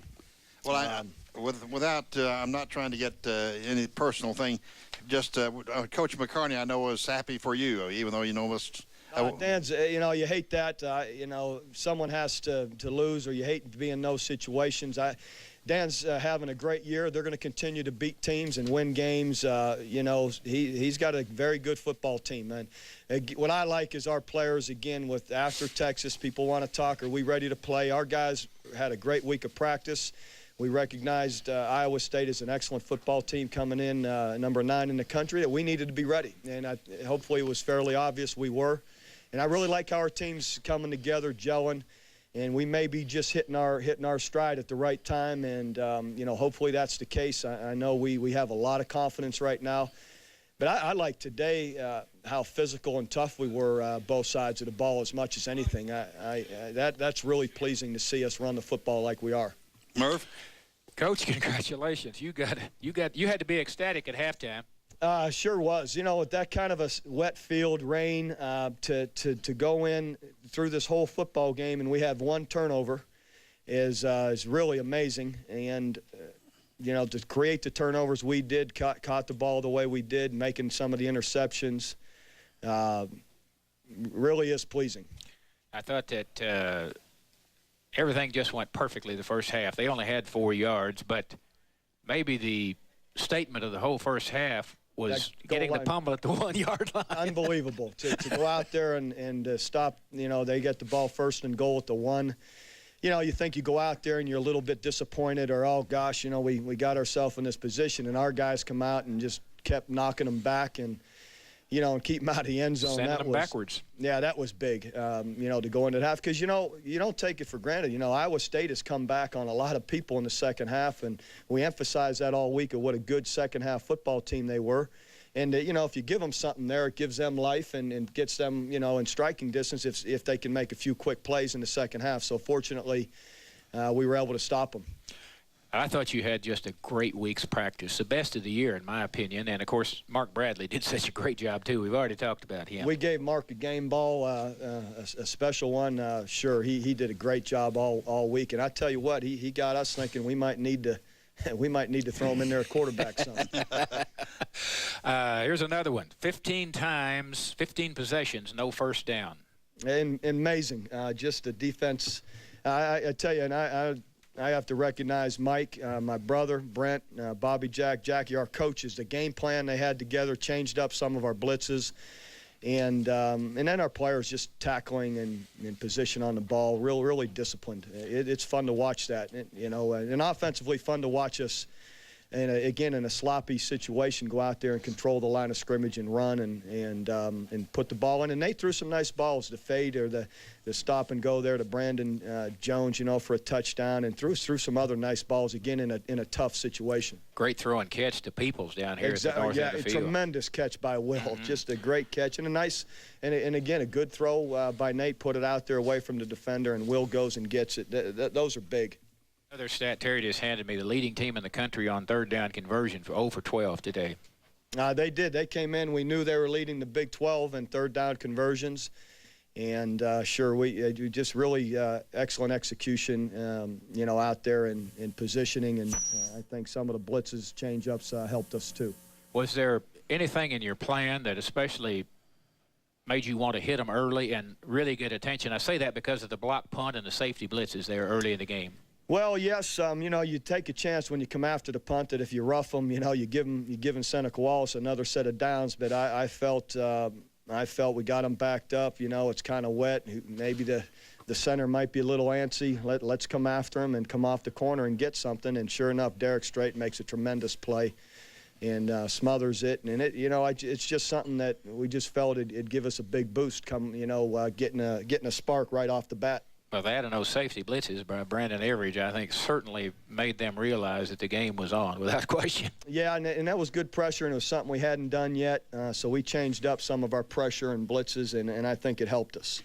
Anything from what happened with Brad Smith at Missouri that made you play Seneca Wallace any differently, scheme-wise? I think we prepared all week a little differently in how we really emphasized making sure that as we closed on them in the pocket or we have a chance to tackle them out in the open field, that we didn't stop our feet. I think Brad got us on our heels a little bit, and we got to where we were so cautious of not missing that we were getting up and trying to get too much in control instead of using our quickness as speed and just firing at them. And I think we worked that more this in this preparation.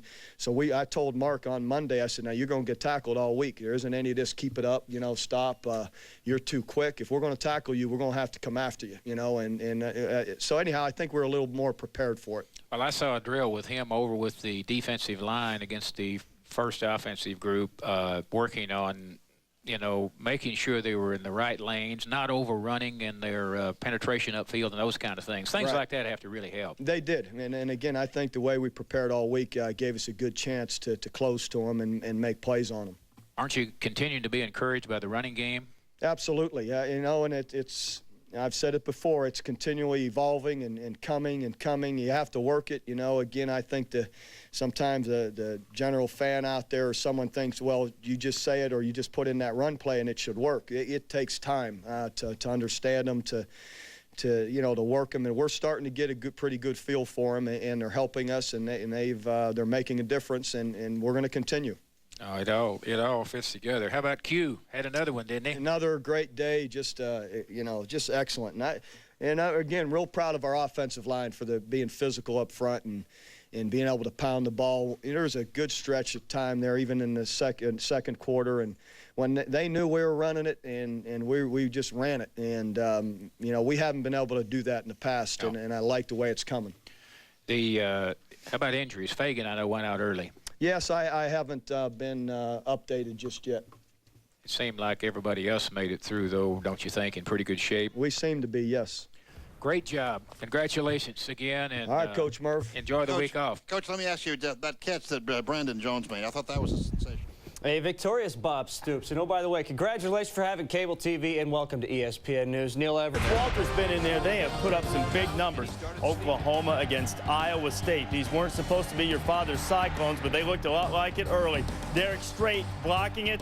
Terrence Sims would get on it. Touchdown OU. Sooners up 7-0. A few possessions later, still 7-0.